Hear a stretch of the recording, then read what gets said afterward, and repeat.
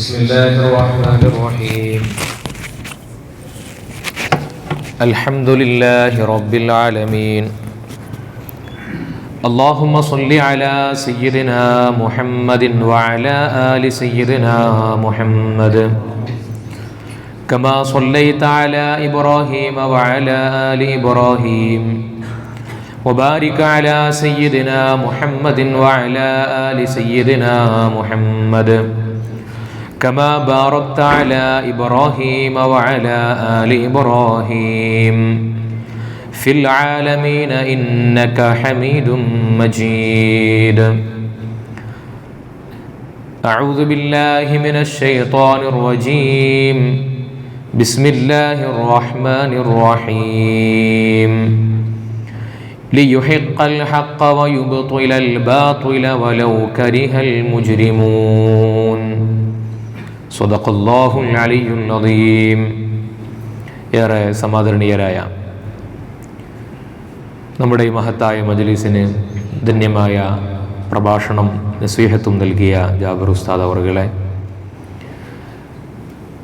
ഈ മഹത്തായ പള്ളിയിൽ ബദർ ദിനത്തിൽ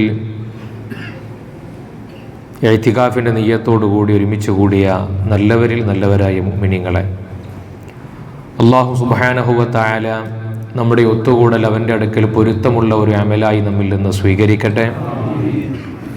അവൻ്റെ അനുഗ്രഹങ്ങളുടെ പറുദീസയായ സ്വർഗത്തിൽ അല്ലാഹു മഹാന്മാരായ ബദരീങ്ങളോടുകൂടെ ഒത്തുകൂടാൻ നമുക്കെല്ലാവർക്കും അല്ലാഹു തൗഫീഖ് നൽകട്ടെ. ഈ ദിവസത്തിൻ്റെ പ്രാധാന്യവും ബദരീങ്ങളുടെ മഹത്വവും ഒക്കെ ചുരുങ്ങിയ വാക്കുകളിൽ പ്രൗഢമായി ഉസ്താദ് അവർകൾ ഇവിടെ പ്രതിപാദിക്കുകയുണ്ടായി. നമ്മളെല്ലാ വർഷവും ഇതുപോലെ ബദരീങ്ങളുടെ ആണ്ടനുസ്മരണം നടത്താറുണ്ട്. ഇസ്ലാമിക ചരിത്രത്തിൽ നബി സല്ലല്ലാഹു അലൈഹി വസല്ലമ തങ്ങൾ മദീനയിലേക്ക് ഹിജറ പോയതിന് ശേഷം 53-ാമത്തെ വയസ്സിലാണ് മദീനയിൽ നബി തങ്ങൾ എത്തുന്നത്. അവിടുന്ന് 63-ാമത്തെ വയസ്സിൽ വഫാത്താകുന്നതിനിടയിൽ പ്രധാനപ്പെട്ട 8 യുദ്ധങ്ങളെങ്കിലും നടന്നിട്ടുണ്ട്. ചെറു യുദ്ധങ്ങൾ അനേകം എല്ലാതെയും ഉണ്ടായിട്ടുണ്ട്. സുപ്രധാനമായ യുദ്ധങ്ങൾ ഈ 10 കൊല്ലത്തിനിടയിൽ സുപ്രധാന യുദ്ധങ്ങളും അല്ലാത്ത സൈനിക നീക്കങ്ങളുമായി 8-ലധികം സൈനിക നീക്കങ്ങൾ നടന്നിട്ടുണ്ട്. മറ്റു പോരാട്ടങ്ങളിൽ നിന്ന്, സമരങ്ങളിൽ നിന്നൊക്കെ വ്യത്യസ്തമായി ഒരുപക്ഷെ ഏറ്റവും കൂടുതൽ കാര്യക്ഷമതയോടുകൂടി ഒരുക്കങ്ങളോടുകൂടി നബിതങ്ങളും സ്വഹാബത്തും നടത്തിയ യുദ്ധം തബൂക്ക് യുദ്ധമായിരിക്കും. തബൂക്കിലേക്കുള്ള യാത്രക്ക് മുമ്പാണ് വളരെ സുപ്രധാനമായ നിരവധി മസ്അലകളും നിർദ്ദേശങ്ങളുമൊക്കെ നബി സല്ലല്ലാഹു അലൈഹി വസല്ലമ തങ്ങൾ സ്വഹാബത്തിന് കൊടുത്തത്. ആയിരക്കണക്കിന് ആളുകൾ സ്വഹാബത്ത് പങ്കെടുത്ത യുദ്ധങ്ങൾ ഉണ്ടായിട്ടുണ്ട്. പക്ഷെ ആ യുദ്ധങ്ങൾക്കൊന്നുമില്ലാത്ത ഒരു പ്രത്യേകത ബദർ യുദ്ധത്തിനും ബദറിൽ പങ്കെടുത്ത സ്വഹാബികൾക്കും ബദറുമായി ബന്ധപ്പെട്ട ബദരീങ്ങളെന്ന് വിളിക്കപ്പെടുന്ന സ്വഹാബികൾക്കും ലഭിച്ചത് എന്തുകൊണ്ടാണ്? ലോകത്തുള്ള മുസ്ലിമീങ്ങൾ ഒന്നടങ്കം മറ്റു യുദ്ധങ്ങളിൽ പങ്കെടുത്ത സ്വഹാബികളെക്കാൾ കൂടുതൽ, അതല്ലെങ്കിൽ അതിൻ്റെ പ്രാധാന്യത്തെക്കാൾ കൂടുതൽ ബദറിൻ്റെ പ്രാധാന്യത്തെ നിരന്തരമായി ആലോചിക്കുകയും പറയുകയും ചെയ്യുന്നതിൻ്റെ കാരണം എന്താണ്? അതിൻ്റെ ഉത്തരമാണ് നേരത്തെ ഉസ്താദ് ഇവിടെ സൂചിപ്പിച്ചത്. പരിശുദ്ധ ഖുർആൻ ബദർ യുദ്ധം നടന്ന ദിവസത്തെപ്പറ്റി പരിചയപ്പെടുത്തിയത് യൗമൽ ഫുർഖാൻ യൗമൽ തഖൽ ജംആൻ എന്നാണ്. അത് ഫുർഖാനിൻ്റെ ദിവസമാണ്. ഫുർഖാൻ എന്ന് പറയുന്ന പേര് അല്ലാഹു തആല മറ്റൊന്ന് നൽകിയിട്ടുള്ളത് വിശുദ്ധ ഖുർആനിന് മാത്രമാണ്. ഖുർആനിന് നൽകിയ അതേ നാമകരണമാണ് ബദർ യുദ്ധത്തിനും ബദർ യുദ്ധം നടന്ന ദിവസത്തിനും അല്ലാഹു കൊടുത്തത്. വിശുദ്ധ ഖുർആനിന് ഫുർഖാൻ എന്ന നാമകരണം നൽകപ്പെടാനുണ്ടായ കാരണം എന്താണ്? ഫുർഖാൻ എന്ന് പറഞ്ഞാൽ സത്യത്തിൻ്റെയും ബാത്തുലിൻ്റെയും അസത്യത്തിൻ്റെയും ഇടയിൽ വേർതിരിക്കുന്ന ഗ്രന്ഥമാണ് ഖുർആൻ. ഇതുപോലെയാണ് സത്യത്തിൻ്റെ ആളുകൾക്കിടയിലും അസത്യത്തിൻ്റെ ആളുകൾക്കിടയിലും വേർതിരിവുണ്ടാക്കുന്ന ദിവസമായിരുന്നു ബദർ ദിവസം. അതുകൊണ്ടാണ് ഖുർആൻ പറഞ്ഞത് യൗമൽ ഫുർഖാൻ യൗമൽ തഖൽ ജംആൻ. ഹഖും ബാത്തിലും തമ്മിൽ വേർതിരിഞ്ഞ ദിവസമാണത്. യൗമൽ തഖൽ ജംആൻ, രണ്ട് സംഘങ്ങൾ തമ്മിൽ ഏറ്റുമുട്ടിയ ദിവസം. എല്ലാ യുദ്ധങ്ങളിലും രണ്ട് സംഘങ്ങൾ ഉണ്ടാകാറുണ്ട്. എല്ലാ പോരാട്ടങ്ങളിലും രണ്ട് സംഘങ്ങളുടെ ഏറ്റുമുട്ടലുകൾ ഉണ്ടാകാറുണ്ട്. പക്ഷെ ബദർ യുദ്ധം നടന്ന ദിവസത്തിൽ പറഞ്ഞ രണ്ട് സംഘങ്ങൾ അത് കേവലം എണ്ണം കൊണ്ട് ഉള്ള സംഘങ്ങളല്ല. ഒരു ഭാഗത്ത് 313 പേരടങ്ങുന്ന സ്വഹാബികളാണ്, മറുഭാഗത്ത് 1000-ഓളം വരുന്ന ശത്രുപടയുമാണ് മറുഭാഗത്തുള്ളത്. ഈ രണ്ട് ആളുകൾ, ഈ രണ്ട് സംഘത്തെ പറ്റിയാണോ ഒരു വലിയ സംഘം എന്നൊക്കെ പറഞ്ഞത്? ഒരു ഭാഗത്ത് 313 ആള്, മറുഭാഗത്ത് ഒരു 1000-ലധികം വരുന്ന ആളുകൾ. ഇതിനേക്കാൾ വലിയ യുദ്ധങ്ങൾ വേറെ ഉണ്ടായിട്ടുണ്ട്. പക്ഷെ ബദറിൽ പങ്കെടുത്ത 313 പേര് കേവലം എണ്ണത്തിൽ 313 ആണെങ്കിലും അവർ പ്രതിനിധാനം ചെയ്യുന്നത് വിശുദ്ധ ഖുർആൻ പറഞ്ഞതുപോലെ ഒരു ഭാഗത്ത് ഹക്കിന്റെ അഹ്ലുകാരാണ്, ഒരു ഭാഗത്ത് സ്വർഗാവകാശികളായ ആളുകളാണ്, മറുഭാഗത്ത് നരകത്തിന്റെ അവകാശികൾ ബാത്തുലിന്റെ അഹ്ലുകാരാണ്. യൗമൽ തഖൽ ജംആൻ എന്ന് പറഞ്ഞാൽ രണ്ട് സംഘങ്ങൾ തമ്മിൽ ഒത്തുകൂടുക എന്ന് പറഞ്ഞാൽ അതിന്റെ താല്പര്യം എന്താണ്? മുഫസ്സിറുകൾ രേഖപ്പെടുത്തിയിട്ടുണ്ട്. അന്ത്യനാൾ വരെ ലോകത്ത് അവതരിക്കാൻ പോകുന്ന, പിറവിയെടുക്കാൻ പോകുന്ന മുഴുവൻ ഈമാനിന്റെ ആളുകളുടെയും സ്വർഗാവകാശികളുടെയും പ്രതിനിധികളായി കൊണ്ടാണ് ബദറിലെ മുസ്ലിമീങ്ങൾ പങ്കെടുക്കുന്നത്. സ്വഹാബത്ത് അപ്പുറത്തുള്ള 1000-ഓളം വരുന്ന ആളുകൾ അന്ത്യനാൾ വരെ ഇസ്ലാമിന് നേരെ വരുന്ന എല്ലാ ശത്രുക്കളുടെയും പ്രതിനിധികളാണ്. എല്ലാ കാലഘട്ടത്തിന്റെയും ഇസ്ലാമിന്റെ ശത്രുക്കളുടെ പ്രതിനിധികളാണ് മറുഭാഗത്തുള്ളത്. എണ്ണത്തിൽ ആളുകളുടെ അംഗബലത്തിൽ കുറവാണെങ്കിലും ഇത് വണ്ണത്തിൽ വലുതാണ്. ഒരു ഭാഗത്ത് ഇസ്ലാമിന്റെ വളർച്ചയുടെ കാലഘട്ടമാണ്, ഇസ്ലാം വളർന്നു വരുന്ന കാലഘട്ടമാണ്. അവിടെയാണ് രണ്ട് സംഘങ്ങൾ തമ്മിൽ, ഒരു ഭാഗത്ത് അഹ്ലുൽ ജന്നയും മറുഭാഗത്ത് അഹ്ലുൻ നാറുമാണ്. സ്വർഗാവകാശികളും നരകാവകാശികളും തമ്മിലുള്ള ആദർശപരമായ ഏറ്റുമുട്ടലായിരുന്നു അത്. അതുതന്നെയാണ് പരിശുദ്ധമായ ബദർ ദിനത്തിന്റെ പ്രത്യേകത. മുഅ്മിനീങ്ങളായ ആളുകൾക്ക് ബദരീങ്ങളോടുള്ള ബന്ധം എന്താണ്? എനിക്കും നിങ്ങൾക്കും ബദരീങ്ങളോടുള്ള ബന്ധം എന്താണ്? മറ്റുള്ള സ്വഹാബികളോടൊന്നുമില്ലാത്ത ഒരു ബന്ധം എന്താണ് ബദരീങ്ങളോട് നമുക്ക് പ്രത്യേകമായിട്ടുള്ളത്? ആ ചോദ്യത്തിന്റെ ഉത്തരവും നബി സല്ലല്ലാഹു അലൈഹി വസല്ലമ തങ്ങൾ പറഞ്ഞിട്ടുണ്ട്. ലോകത്ത് അള്ളാഹുവിന്റെ പ്രവാചകന്റെ ഉമ്മത്തിൽ വെച്ച് ഏറ്റവും ഉത്തമരായ ആളുകൾ സ്വഹാബികളാണ്. ആ സ്വഹാബികളുടെ കൂട്ടത്തിൽ ഏറ്റവും ശ്രേഷ്ഠമായ ആളുകൾ മുഹാജിറുകളും അൻസ്വാറുകളുമായ സ്വഹാബത്താണ്. മക്കയിൽ നിന്ന് മദീനയിലേക്ക് എല്ലാം ഉപേക്ഷിച്ചുകൊണ്ട് ഹിജറ പോയവർ, ഹിജറയായി വന്ന മദീനയിലേക്ക് വന്ന മക്കക്കാരെ എല്ലാം മറന്നുകൊണ്ട് സ്വീകരിച്ച മദീനക്കാരായ അൻസ്വാരികൾ, അവരാണ് ഏറ്റവും ഉത്തമർ. പരിശുദ്ധ ഖുർആൻ സൂറത്തുൽ ഹശ്റിൽ അവരെ പറ്റി പറഞ്ഞത് അല്ലദീന തബവ്വഉദ്ദാറ എന്നാണ്. ഈമാനിൽ കുടില് കെട്ടി താമസിച്ചവർ എന്നാണ്. ഈമാന്റെ ഉള്ളിൽ കുടില് കെട്ടി താമസിച്ചു എന്നാണ്. ഈമാനിൽ നിന്ന് പുറത്തു പോകുന്ന ഒരു ഘട്ടം പോലും അവർക്കുണ്ടാകൂല എന്നാണ് ആ പറഞ്ഞതിന്റെ താല്പര്യം. വിശുദ്ധ ഖുർആന്റെ പ്രയോഗം മനോഹരാണ്. ഈമാന്റെ ഉള്ളിൽ കുടില് കെട്ടി താമസിക്കുകയായിരുന്നു മുഹാജിറുകളും അൻസ്വാറുകളുമായ സ്വഹാബത്ത്. ആ സ്വഹാബത്തിന്റെ കൂട്ടത്തിൽ വെച്ച് ഏറ്റവും ഉത്കൃഷ്ടരായ ആളുകളാണ് നേരത്തെ പറഞ്ഞ പോലെ ബദരീങ്ങൾ. എന്താണ് അവരുടെ ഉത്കൃഷ്ടതയുടെ മാനദണ്ഡം? എന്താണ്? എനിക്കും നിങ്ങൾക്കും ബദരീങ്ങളോടുള്ള കടപ്പാട് എന്താണ്? ആ കടപ്പാടാണ് നബി സല്ലല്ലാഹു അലൈഹി വസല്ലമ തങ്ങള് ബദറിന്റെ യുദ്ധക്കളത്തിലേക്ക് ഇറങ്ങുന്നതിന്റെ മുമ്പ് അള്ളാഹുവിനോട് നടത്തിയ ഒരു ദുആയുണ്ട്. ആ ദുആയിൽ ഇത് പറഞ്ഞിട്ടുണ്ട്. അള്ളാഹുവിന്റെ പ്രവാചകര് യുദ്ധക്കളത്തിലേക്ക് ഇറങ്ങുന്ന സമയത്ത് സ്വഹാബത്തിന്റെ കൂടെ നിർത്തിയിട്ട് റബ്ബിനോട് നടത്തിയ, കരഞ്ഞുകൊണ്ട് നടത്തിയ ഒരു ദുആയുണ്ട്, ദീർഘമായ ദുആ. ആ ദുആയിൽ അല്ലാഹുവിന്റെ പ്രവാചകൻ പറഞ്ഞ ഒരു വാക്ക്, അല്ലാഹുമ്മ ഇൻ തുഹ്ലിക് ഹാദിഹിൽ ഇസ്വാബ ലൻ തുഅബദ ഫിൽ അർദി അബദാ. അല്ലാഹുവേ, ഈ ചെറിയ സംഘത്തെ നീ നശിപ്പിച്ചു കളഞ്ഞാൽ ലൻ തുഅബദ ഫിൽ അർദി അബദാ, ഇനി ഒരിക്കലും ഇനി ഈ ഭൂമിയിൽ ഇബാദത്ത് ചെയ്യപ്പെടില്ല. ലാ ഇലാഹ ഇല്ലല്ലാഹ് വിശ്വസിക്കുന്ന ഒരു മനുഷ്യ കുഞ്ഞു പോലും ഇവിടെ ഉണ്ടാകില്ല. തൗഹീദിന്റെ കലിമത്ത് ഉയർത്തിപ്പിടിക്കുന്ന ഒരു മനുഷ്യനും ഇവിടെ ഉണ്ടാകില്ല. ബദറിൽ പങ്കെടുക്കുന്ന ബദരീങ്ങളായ ആളുകൾ പരാജയപ്പെട്ടു കഴിഞ്ഞാൽ അല്ലാഹുവേ, നിന്നെ ഇബാദത്ത് ചെയ്യാൻ ഈ ഭൂമിയിൽ ആളുണ്ടാകില്ല. എന്തുകൊണ്ടാണ് ബദറിന് ശേഷം ഇസ്ലാം നിലനിൽക്കാൻ ഉണ്ടായ കാരണം എന്താണ്? ബദറിലെ മുസ്ലിമീങ്ങളുടെ വിജയമാണ്. ബദറിൽ മുസ്ലിമീങ്ങൾ അന്ന് പരാജയപ്പെട്ടിരുന്നുവെങ്കിൽ ലോകത്ത് ഈമാൻ അനുഭവിക്കാൻ നമ്മളെ കൊണ്ട് കഴിയുമായിരുന്നില്ല. തൗഹീദിന്റെ മധുരം ആസ്വദിക്കാൻ കഴിയുമായിരുന്നില്ല. ഈമാനിന്റെ മധു നുകരാൻ നമ്മളെ കൊണ്ട് കഴിയുമായിരുന്നില്ല. അന്ത്യനാൾ വരെ ലോകത്ത് വരാനിരിക്കുന്ന ഏതൊക്കെ മുസ്ലിമീങ്ങളുണ്ടോ, ഏതൊക്കെ മുഅ്മിനീങ്ങളുണ്ടോ, അവരൊക്കെ ലാ ഇലാഹ ഇല്ലല്ലാഹ് വിശ്വസിക്കുന്നതിന്റെ, മുഹമ്മദുർ റസൂലുള്ളാഹ് വിശ്വസിക്കുന്നതിന്റെ കാരണക്കാർ ബദറിൽ പങ്കെടുത്ത സ്വഹാബത്താണ്, ബദരീങ്ങളാണ്. ബദരീങ്ങളുടെ പരിശ്രമത്തിന്റെ, ത്യാഗത്തിന്റെ, ഈമാനിന്റെ ഫലമായി ബദറിൽ അല്ലാഹു വിജയം നൽകിയിട്ടില്ലായിരുന്നുവെങ്കിൽ ലോകത്ത് പിന്നെ ഇസ്ലാം ഉണ്ടാകുമായിരുന്നില്ല. അത് ഞാനും നിങ്ങളും പറയുന്ന വാക്കല്ല, നുബുവത്തിന്റെ അതരങ്ങളെ കൊണ്ടാണ് അല്ലാഹുവിന്റെ ഹബീബ് പറഞ്ഞത് സല്ലല്ലാഹു അലൈഹി വസല്ലം. ആ വാക്കിനാണ് അല്ലാഹു ഉത്തരം കൊടുത്തത്. വിശുദ്ധ ഖുർആൻ ആ വാക്കിനെ കുറിച്ചാണ് അല്ലാഹുവിന്റെ ഖുർആൻ പറഞ്ഞത്. ഇൽ തസ്തഗീസൂന റബ്ബക്കും, നിങ്ങൾ അല്ലാഹുവിനോട് ദുആ ചെയ്ത് സഹായം തേടിയപ്പോൾ ഫസ്തജാബ ലക്കും അന്നീ മുമിദ്ദുക്കും ബിഅൽഫിൻ മിനൽ മലായികതി മുർദിഫീൻ, നിങ്ങളെ സഹായിക്കാൻ അല്ലാഹുവിന്റെ മലക്കുകൾ നിങ്ങൾക്ക് വേണ്ടി അല്ലാഹു തആല ഒരുക്കി തന്നു. എന്താണ് അന്ത്യനാൾ വരെ വരാനിരിക്കുന്ന മുഅ്മിനീങ്ങളോട് മുഅ്മിനീങ്ങൾക്ക് ബദരീങ്ങളോടുള്ള കടപ്പാട്?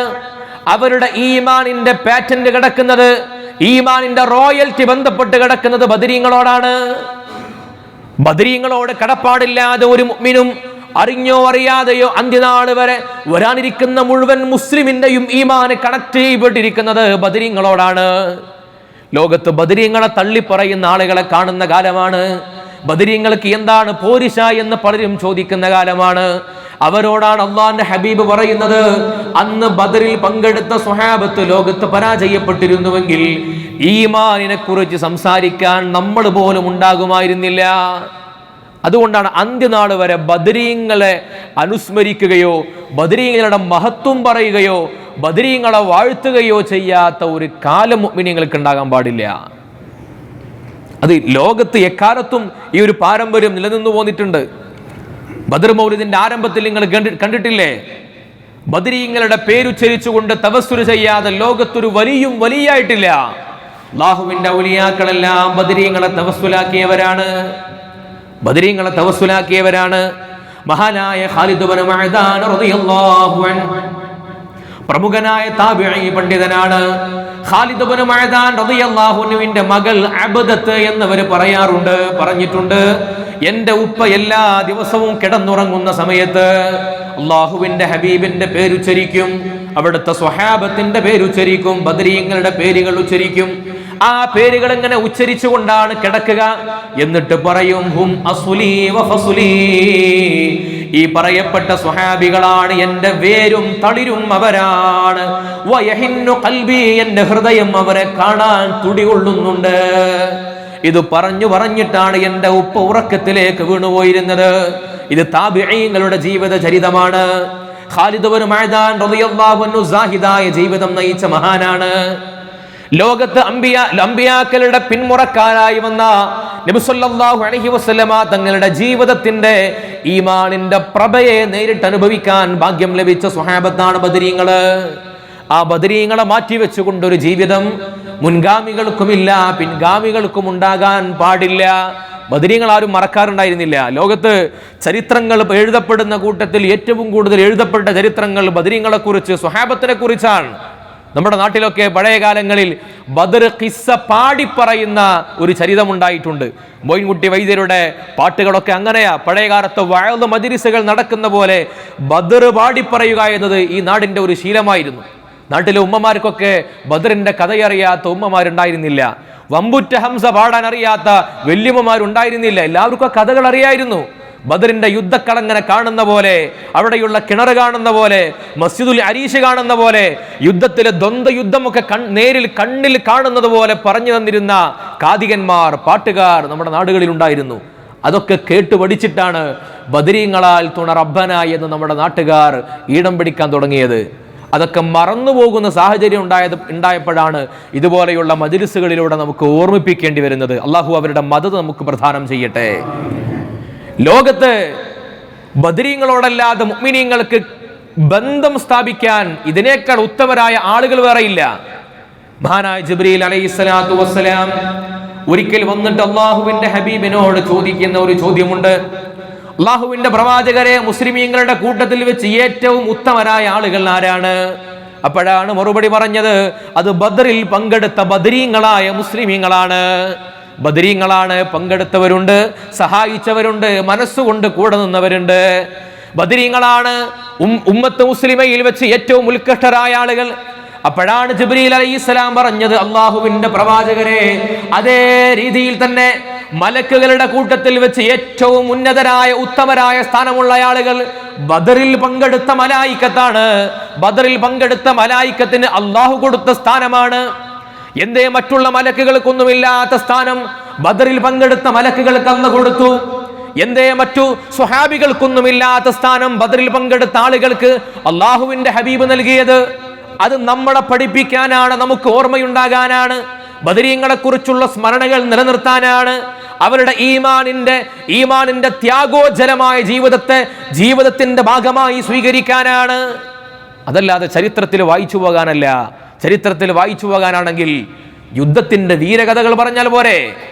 ബദറിൽ അങ്ങനെ വീരകഥകളൊന്നും കൂടുതലില്ല. മുഅ്തത്തിലൊക്കെ ജഅഫർ ഇബ്നു അബി ത്വാലിബ് റളിയല്ലാഹു അൻഹുവിന്റെ 90-ൽ പരം വരുന്ന മുറിവ് പറ്റിയ ശരീരത്തിന്റെ വേദനിക്കുന്ന കഥകൾ മുഅ്തത്തിൽ കാണാൻ കഴിയും. ഉഹദിന്റെ ബദറിലേക്കാൾ ഒരു പക്ഷേ നമുക്ക് വേദന തോന്നുന്ന വീരകഥകൾ ഉള്ളത് ഉഹദിലാണ്. ഉഹദിന്റെ കഥ നബി സല്ലല്ലാഹു അലൈഹി വസല്ലമ നബി തങ്ങളോട് സ്വഹാബത്തിനുള്ള മഹബത്തിന്റെ നേർ സാക്ഷ്യമാണ് ഉഹദ്. നബി തങ്ങളുടെ മുൻപല്ല് പൊട്ടി, നെറ്റി പൊട്ടി, ചോരയിലിക്കുന്നുണ്ട്. നബി സല്ലല്ലാഹു അലൈഹി വസല്ലമ തങ്ങൾ ലോകത്തോട് വിട പറഞ്ഞു പോയി എന്ന് വരെ വാർത്തകൾ പറഞ്ഞിട്ടുണ്ട്. അവിടുത്തെ പിതൃവ്യനായ തണലായിരുന്ന ഹംസ റളിയല്ലാഹു അൻഹു വിട പറഞ്ഞു പോയിട്ടുണ്ട്. മഹാനായ റസൂലുള്ളാഹി സ്വല്ലല്ലാഹു അലൈഹി വസല്ലമ തങ്ങൾക്ക് നേരെ വരുന്ന, ചീറിപ്പാഞ്ഞു വരുന്ന അമ്പുകളെ തന്റെ നെഞ്ചിലേക്ക് സ്വീകരിച്ചിട്ട് നഹരീദൂന നഹരിക യാ റസൂലല്ലാഹ്, അങ്ങയുടെ നെഞ്ചിൽ തറക്കാതെ ആ അമ്പുകൾ മുഴുവനും എന്റെ നെഞ്ചിൽ തറക്കട്ടെ എന്ന് പറഞ്ഞ് നെഞ്ചു മുമ്പിലേക്ക് കാണിച്ചു കൊടുത്ത സ്വഹാബത്ത് അവിടെയുണ്ട്. അല്ലാഹുവിന്റെ ഹബീബിന്റെ നേരെ വരുന്ന അമ്പ് തന്റെ കണ്ണിലേക്ക് ഉയർന്നു ചാടിയിട്ട് സ്വീകരിച്ച ഖതാദ റളിയല്ലാഹു അൻഹുവിന്റെ കഥയുണ്ട് അവിടെ. പക്ഷേ അതുപോലെയുള്ള വീരകഥകളൊന്നും പക്ഷേ ബദറിൽ നമുക്ക് കാണാൻ കഴിഞ്ഞുകൊള്ളണമെന്നില്ല, അത്ര കൂടുതൽ ഉണ്ടായിക്കൊള്ളണമെന്നില്ല. എന്നാലും ബദരീങ്ങളാണ് ഏറ്റവും ശ്രേഷ്ഠരായ മുസ്ലിമീങ്ങള്. പറഞ്ഞതാരാണ്? ഹബീബ് സല്ലല്ലാഹു അലൈഹി വസല്ലമ തങ്ങളാണ്. അതിന് സാക്ഷിയായതാരാണ്? മുഖറബുൽ അംലാക്ക് ജിബ്രീൽ അലൈഹിസ്സലാത്തു വസ്സലാം. ബദർ മുഅ്മിനീങ്ങളോട് ബന്ധപ്പെട്ട് കിടക്കുന്നത് ഈ ഈമാനിന്റെ കരുത്തിലും പിമ്പലത്തിലുമാണ്. മറക്കാൻ പാടില്ല. ബദറിനെ മറക്കുന്നവർക്ക് ഈമാനിനോട് കൂറില്ല എന്നാണ് അതിന്റെ അർത്ഥം. ഈമാനിനെ കുറിച്ച് ഓർമ്മയുള്ളവർക്ക് ബദരീങ്ങളെ മറക്കാൻ കഴിയില്ല. എന്റെ ഈമാനിന്റെ കാതൽ കിടക്കുന്നത് ബദർ യുദ്ധക്കളത്തിലാണ്. അള്ളാഹു അവരെ ഓർക്കാൻ നമുക്ക് തൗഫീഖ് നൽകട്ടെ, അവരുടെ മദദ് നമുക്ക് പ്രദാനം ചെയ്യട്ടെ. ബദർ യുദ്ധത്തിന്റെ പാഠങ്ങൾ അനേകമുണ്ട്. നബി സല്ലല്ലാഹു അലൈഹി വസല്ലമ തങ്ങളുടെ ജീവിതത്തിൽ നിന്ന് മുസ്ലിമീങ്ങളായ സ്വഹാബികൾ, ആ സ്വഹാബികളുടെ ജീവിതവുമായി ബന്ധപ്പെട്ട് നമുക്ക് അനേകം പാഠങ്ങൾ നൽകുന്ന ഒരു വേള കൂടിയായിരുന്നു ബദർ. ബദർ യുദ്ധമാണ് ഒരു മുഅ്മിനിന് ഈമാൻ അവന്റെ കയ്യിലുണ്ടെങ്കിൽ അള്ളാഹു അവന് സഹായം ചെയ്തു കൊടുക്കുമെന്നതിന്റെ ഏറ്റവും വലിയ ഉദാഹരണമാണ് ബദർ യുദ്ധം. നബി സല്ലല്ലാഹു അലൈഹി വസല്ലമ തങ്ങൾ ബദറിലേക്ക് നബിയും സ്വഹാബത്തും വരുന്നത് യുദ്ധത്തിന് വേണ്ടിയല്ല. ബദറിന്റെ ഏറ്റവും വലിയ പ്രത്യേകത തന്നെ അതാണ്. മറ്റുള്ള യുദ്ധങ്ങൾക്കൊക്കെ പോകുമ്പോൾ ഒരു യുദ്ധത്തിന് വേണ്ടി പോവുകയാണ് എന്ന് കരുതലുണ്ടായിരുന്നു. ഖന്തഖ് യുദ്ധത്തിൽ, അഹ്സാബ് യുദ്ധത്തിലേക്കൊക്കെ പോകുമ്പോൾ യുദ്ധത്തിന് വേണ്ടിയുള്ള എല്ലാ മുന്നൊരുക്കങ്ങളും സ്വീകരിച്ചിട്ടാ പോയത്. ഉഹദിലേക്ക്, ഖൈബറിലേക്കൊക്കെ മുന്നൊരുക്കം സ്വീകരിച്ചിട്ടാ പോയത്. പക്ഷെ ബദറിലേക്ക് യുദ്ധത്തിന് പോയതല്ല. ബദറിലേക്ക് നബി സല്ലല്ലാഹു അലൈഹി വസല്ലമ തങ്ങളും സ്വഹാബത്തും യുദ്ധത്തിന് പോയതല്ല. മഹാനായ ഇമാം ഇബ്നു കസീർ റഹിമഹുല്ലാഹ് അവിടെ അൽ ബിദായത്തു വന്നിഹായയിൽ പറഞ്ഞിട്ടുണ്ട്, ഇന്നമാ യുരീദു റസൂലുള്ളാഹി സ്വല്ലല്ലാഹു അലൈഹി വസല്ലം ഈറ ഖുറൈശ്, ഖുറൈശികളായ ആളുകളുടെ കച്ചവട സംഘത്തെ കണ്ടുമുട്ടി സംസാരിക്കാൻ വേണ്ടി പോയതാണ്. എന്തിനാ ബദറിലേക്ക് പോകുന്നത്? നബി തങ്ങൾ 1.5 കൊല്ലം മുമ്പാണ് മക്കയിൽ നിന്ന് സ്വഹാബത്തിനെ കൂട്ടി മദീനയിലേക്ക് വന്നത്. മക്കയിൽ നിന്ന് മദീനയിലേക്ക് വരുമ്പോൾ തങ്ങളുടെ കയ്യിൽ ഒരു സമ്പത്തുമില്ല, ഒരു വിഭവങ്ങളുമില്ല. എല്ലാം മക്കയിൽ ഉപേക്ഷിച്ചുകൊണ്ടാണ് ഇങ്ങോട്ട് പോരുന്നത് മദീനയിലേക്ക്. മക്കയിൽ ഒരു പതിവുണ്ട്. മക്കയിലെ ആളുകളുടെ വരുമാനം എന്ന് പറഞ്ഞാൽ അത് ഖുറൈശികളായ ആളുകൾ കച്ചവടം ചെയ്ത് കിട്ടുന്ന വിഭവങ്ങളാണ്. ഖുറൈശികൾ മക്കയിൽ നിന്ന് കച്ചവടത്തിന് പോകും ഷാമിലേക്ക് കച്ചവടത്തിന് പോകും. നാട്ടിലെ എല്ലാ ആളുകളുടെയും വിഭവങ്ങൾ വാങ്ങിയിട്ട് ഒരു സംഘം കച്ചവടത്തിന് പോകും. അങ്ങനെ ഏറ്റവും നല്ല തന്ത്രശാലിയായ ഒരു കച്ചവടക്കാരനെ കൂടെ പറഞ്ഞേക്കും. അങ്ങനെ ഷാമിൽ പോയി കച്ചവടമൊക്കെ നടത്തിയിട്ട് തിരിച്ചു വരും. എന്നിട്ട് എല്ലാവരുടെ വിഹിതങ്ങളും തുല്യമായിട്ട് അവരവരുടെ ഓഹരിക്കനുസരിച്ച് വീതിച്ചു കൊടുക്കും. ഇങ്ങനെയാണ് ഖുറൈശികളുടെ പതിവ്. ആ കൊല്ലം ഖുറൈശികൾ കച്ചവടത്തിന് പറഞ്ഞയച്ചു ഷാമിലേക്ക്. അബൂ സുഫിയാനാണ് ആ സംഘത്തിന്റെ നേതാവ്. അബൂ സുഫിയാന്റെ നേതൃത്വത്തിൽ ഒരു സംഘത്തെ ഷാമിലേക്ക് പറഞ്ഞയക്കുന്നുണ്ട്. ഷാമിലേക്ക് കച്ചവടത്തിന് വേണ്ടി പോകുന്ന ആളുകൾ മദീനയിലുള്ള സ്വഹാബികളുടെ സമ്പത്തുമായിട്ടാണ് പോകുന്നത്. മദീനത്തെ സ്വഹാബികളുടെ ആയിരക്കണക്കിന് 50,000-ഓളം വരുന്ന ദീനാറുകൾ കൈവശപ്പെടുത്തി അത് മൂലധനമായി സ്വീകരിച്ച് അതിനെ ക്യാപിറ്റലായി സ്വീകരിച്ചുകൊണ്ടാണ് അവർ ഷാമിലേക്ക് കച്ചവടത്തിന് വേണ്ടി പോകുന്നത്. അവർ കച്ചവടം കഴിഞ്ഞു വന്നാൽ അതിൽ ഒരു വിഹിതം, ലാഭത്തിന്റെ ഒരു വിഹിതം മദീനയിലെ സ്വഹാബികൾക്ക് കിട്ടണം. അത് വാങ്ങാൻ ഇനി മക്കയിലോട്ട് പോകാൻ പറ്റൂല. അപ്പോൾ ഈ ഖുറൈശി സംഘത്തെ കണ്ടുകൊണ്ടത് വാങ്ങണം. ഷാമിൽ നിന്ന് അവർ തിരിച്ച് മക്കയിലേക്ക് പോകുന്നത് ബദർ വഴിയാണ് അവർ പോവുക. മദീനയിൽ നിന്ന് ഏതാണ്ട് 100-200 കിലോമീറ്റർ അകലെയാണ് ബദർ. ആ ബദറിലൂടെയാണ് പോവുക. ബദർ ചന്തയാണ്, അന്നത്തെ സീസണൽ ചന്തയാണ് ബദർ. ആ ഷാമിൽ നിന്ന് കച്ചവട സംഘം വരുന്നുണ്ടെന്നറിഞ്ഞാൽ ബദറിലേക്ക് ആളുകളൊക്കെ വന്നുകൂടും. അവിടെ കച്ചവടം ഉണ്ടാകും.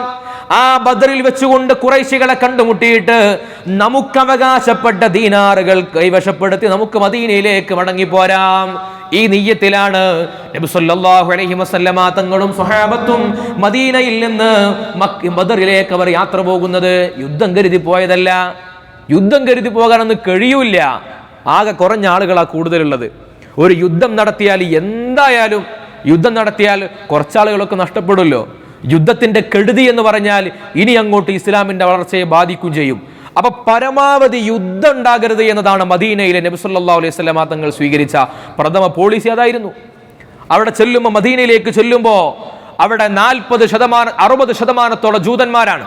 20% നബി തങ്ങളോട് ബൈഅത്ത് ചെയ്തിട്ടുള്ള ഗോത്രങ്ങൾ ഉണ്ടായിട്ടുള്ളൂ. നബി സല്ലല്ലാഹു അലൈഹി വസല്ലമ തങ്ങൾ അവിടെ ആദ്യം നിർവഹിച്ച പണി, അനസ് റളിയല്ലാഹു അൻഹുവിന്റെ കുടുംബത്തിന്റെ വീട്ടിൽ ചെന്നിട്ട് എല്ലാ ആളുകളെയും വിളിച്ചുകൂട്ടിയിട്ട്, എല്ലാ ഗോത്രക്കാരെയും മതക്കാരെയൊക്കെ വിളിച്ചുകൂട്ടിയിട്ട് ഒരു മദീന സമ്മിറ്റ് നടക്കുന്നുണ്ട് അവിടെ. അതാണ് ചരിത്ര പ്രസിദ്ധമായ മദീന ചാർട്ടർ. ഒരു കരാറാണ്. എല്ലാ ആളുകളും കൂട്ടമായിട്ടൊരു കരാർ. മദീനയുടെ ടെറിട്ടറിക്കുള്ളിൽ, ഈ ബൗണ്ടറിക്കുള്ളിൽ ഏത് ശത്രു വന്നാലും നമ്മൾ ഒരുമിച്ച് പോരാടണം. മദീനയിൽ യുദ്ധം പാടില്ല. അത് ഒന്നാമത്തെ ആവശ്യം മുസ്ലിങ്ങൾക്കാണ്. നിർഭയത്വമുള്ള ഭൂമിയുണ്ടെങ്കിൽ ദഅവത്ത് നടക്കൂ. ഭീതിയും പേടിയുമുള്ള മണ്ണുണ്ടെങ്കിൽ ദഅവത്ത് നടക്കൂല. അതുകൊണ്ട് നിർഭയത്വം ഉണ്ടാകാൻ നബി തങ്ങൾ യുദ്ധമില്ലാതിരിക്കണം എന്ന ഉറപ്പുവരുത്തി മദീനയെ ഹറമാക്കി മാറ്റുന്നു അല്ലേ. അപ്പൊ യുദ്ധം എന്ന് പറയുന്നത് ഒരിക്കലും പ്രതീക്ഷിക്കുന്നില്ല. യുദ്ധം ഉണ്ടാകരുത് എന്ന മോഹമാണ്. യുദ്ധമുണ്ടെങ്കിൽ ഒരുപാട് സമയവും ഊർജവും അതിനുവേണ്ടി ചെലവാക്കേണ്ടി വരും. അവ യുദ്ധമില്ലാതെ ഇവരെ കണ്ടുകൊണ്ട് ബദറിൽ ചെന്നിട്ട് അവരെ കണ്ടുകൊണ്ട് സമ്പത്ത് കൈവശപ്പെടുത്തണം എന്ന ഒറ്റ മോഹത്തിലാണ് ബദറിലേക്ക് പോയത്. പക്ഷേ നബിതങ്ങളും സ്വഹാബത്തും ഒക്കെ ബദറിലേക്ക് പുറപ്പെട്ടിട്ടുണ്ടെന്നുള്ള വിവരം അബൂ സുഫിയാന്റെ കൂട്ടത്തിലുള്ള ചാരൻ വന്ന് പറഞ്ഞു കൊടുത്തു. ലംലം എന്ന് പറയുന്ന ചാരനാണ് അബൂ സുഫിയാന്റെ കൂടെ ഉണ്ടായിരുന്ന ചാരൻ. ലംലം വന്ന് പറഞ്ഞു കൊടുക്കുന്നു, നമ്മുടെ കൂട്ടത്തിൽ നമ്മുടെ ഈ സംഘത്തെ കവർച്ച ചെയ്യാൻ മുഹമ്മദും സല്ലല്ലാഹു അലൈഹി വസല്ലമ തങ്ങളും കൂട്ടരും ഇതാ വരുന്നുണ്ട്. ലംലം ഇബ്നു അംർ അൽ ഗിഫാരി എന്ന് പറയുന്ന ആള് അബൂ സുഫിയാനോട് വന്ന് പറഞ്ഞു കൊടുത്തു, ഇതാ നമ്മളെ പിടികൂടാൻ ആള് വരുന്നുണ്ട്. അന്ന് എല്ലാ ഭാഗത്തും ചാരന്മാരുണ്ടാവും. ഇന്നത്തെ മാതിരി റഡാർ സംവിധാനമൊന്നും ഇല്ലല്ലോ. അപ്പൊ എവിടെ കാരൊക്കെ സഞ്ചരിക്കുന്നു എന്ന് യുദ്ധതന്ത്രജ്ഞരായ ആളുകൾ എല്ലായിടത്തും ഉണ്ടാകും. മദീനയിലുണ്ടാകും, മക്കയിലൊക്കെ ഉണ്ടാകും. അബൂ സുഫിയാന്റെ കൂട്ടത്തിലുള്ള ആള് പറഞ്ഞു കൊടുത്തു, മുഹമ്മദും സംഘവും അവിടെ നിന്ന് ഇങ്ങോട്ട് പോന്നിട്ടുണ്ട്, യുദ്ധം ചെയ്യാനാണ്. ഉടനെ അബൂ സുഫിയാൻ ലംലമിനെ പറഞ്ഞേക്കുന്നുണ്ട്, മക്കയിലേക്ക് പറഞ്ഞേക്കുന്നു. മക്കയിൽ ചെന്ന് വിവരം പറയൂ, മൂപ്പന്മാരോട് പറയണം, ബദറിലേക്ക് വരാൻ വേണ്ടി പറയണം. നമുക്കൊരുമിച്ച് ഇവരെ പ്രതിരോധിക്കാൻ കഴിയില്ല, അതുകൊണ്ട് ഇങ്ങോട്ട് വരാൻ വേണ്ടി പറയണം. അബൂ സുഫിയാന്റെ നിർദ്ദേശം കേട്ടുകൊണ്ട് ദൂതൻ മക്കയിലേക്ക് പോയി. മക്കയിലേക്ക് ചെന്നിട്ട് അവിടെ മലയുടെ മുകളിൽ കയറി നിന്നിട്ട് പറഞ്ഞു, നസീറുകാരെ, മക്കക്കാരെ, നിങ്ങളുടെ നാട്ടിൽ നിന്ന് ഓടിപ്പോയ മുഹമ്മദും സംഘവും ഇതാ നിങ്ങളുടെ സമ്പത്ത് കവർച്ച ചെയ്യാൻ ബദറിലേക്ക് വരുന്നു. നിങ്ങൾ ഓടി വരൂ, നമുക്കൊരുമിച്ച് ബദറിലേക്ക് പോകണമെന്നവർ തീരുമാനിക്കുന്നു. എല്ലാവരും ഒരുമിച്ച് ബദറിലേക്ക് പോകണമെന്ന തീരുമാനമുണ്ടാകുന്നു.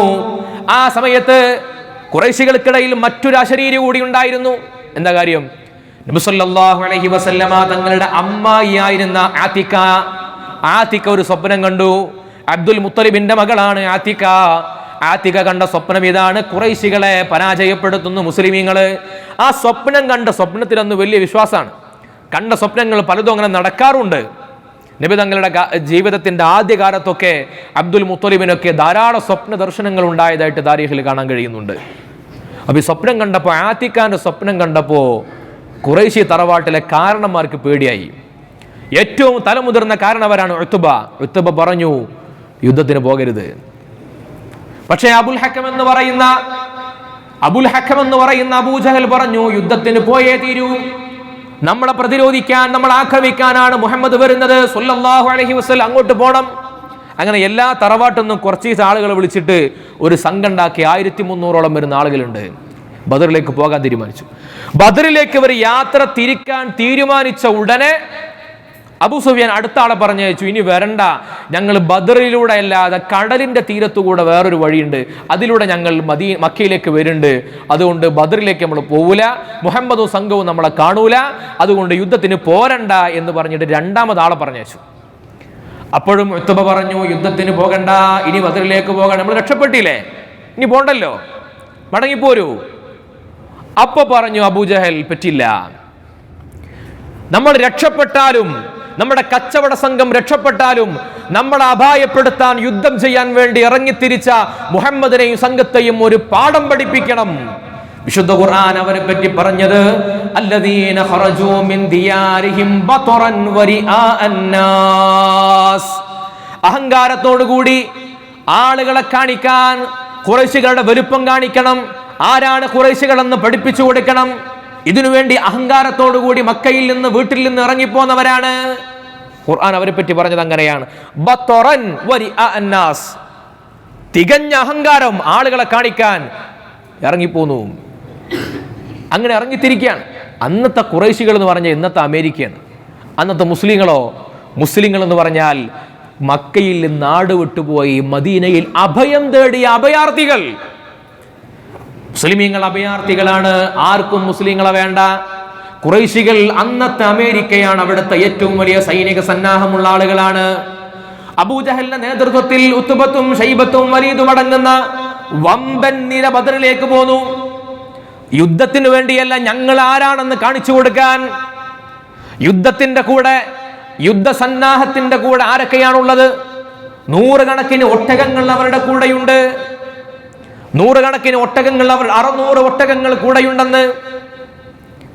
അവർക്ക് വേണ്ടി മദ്യപിക്കാൻ മദ്യത്തിന്റെ ചഷകങ്ങളുണ്ട്, കോപ്പയുണ്ട്. നൃത്തം ചെയ്യാൻ നർത്തകിമാര് കൂടെയുണ്ട്. എല്ലാവരെയും കൂട്ടി ആസ്വദിച്ചുകൊണ്ടൊരു ട്രിപ്പാണ്, ഒരു ടൂർ ബദറിലേക്ക്. ചരിത്രം പറയുന്നു, ഏതാണ്ട് 10 ദിവസം യാത്ര ചെയ്തിട്ട് വേണം ബദറിലേക്ക് എത്താൻ. ഒന്നാമത്തെ ദിവസം കഴിഞ്ഞപ്പോ, ആദ്യ ദിവസം കഴിഞ്ഞപ്പോൾ അവര് കൂട്ടത്തിലെ 10 ഒട്ടകത്താറത്ത് ഭക്ഷണം കൊടുക്കുകയാണ്. ഒരാളെ വക, ഒരു ദിവസം അബ്ബാസ് എന്നവരുടെ വക, ഒരു ദിവസം ഷൈബത്തിന്റെ വക, 10 ഒട്ടകങ്ങൾ വീതം. ഒരു ഒട്ടകം തിന്ന എത്ര ആൾക്കാർക്ക് ഉണ്ടാവും? 10 ഒട്ടകം തിന്ന് പള്ള നിറച്ച് കള്ളും കുടിച്ച് നർത്തകിമാരുടെ കൂടെ നൃത്തം ചെയ്തിട്ട് ആസ്വദിച്ചിട്ടാണ് മദീനയിലേക്ക് വരുന്നത്, ബദറിലേക്ക് വരുന്നത്, യുദ്ധം ചെയ്യാൻ, ഞങ്ങൾ ആരാണെന്ന് കാണിച്ചു കൊടുക്കാൻ. എന്നാൽ മദീനയിൽ നിന്ന് നബി സല്ലല്ലാഹു അലൈഹി വസല്ലമ നബി തങ്ങളും സ്വഹാബത്തും കൂടെ പോകുന്നത് യുദ്ധത്തിന്റെ ഒരു ഒരുക്കങ്ങളും ഇല്ലാതെയാണ്. ആകെ 2 കുതിരയാണ് കൂടെയുള്ളത്, 2 കുതിര മാത്രം. ഒന്ന് സുബൈർ റളിയല്ലാഹു അൻഹുവിന്റെ കുതിരയാണ്, ഒന്ന് മിഖ്ദാദിന്റെ കുതിരയാണ്. ആ കുതിരയിൽ 4 പേരുണ്ട് മൊത്തം.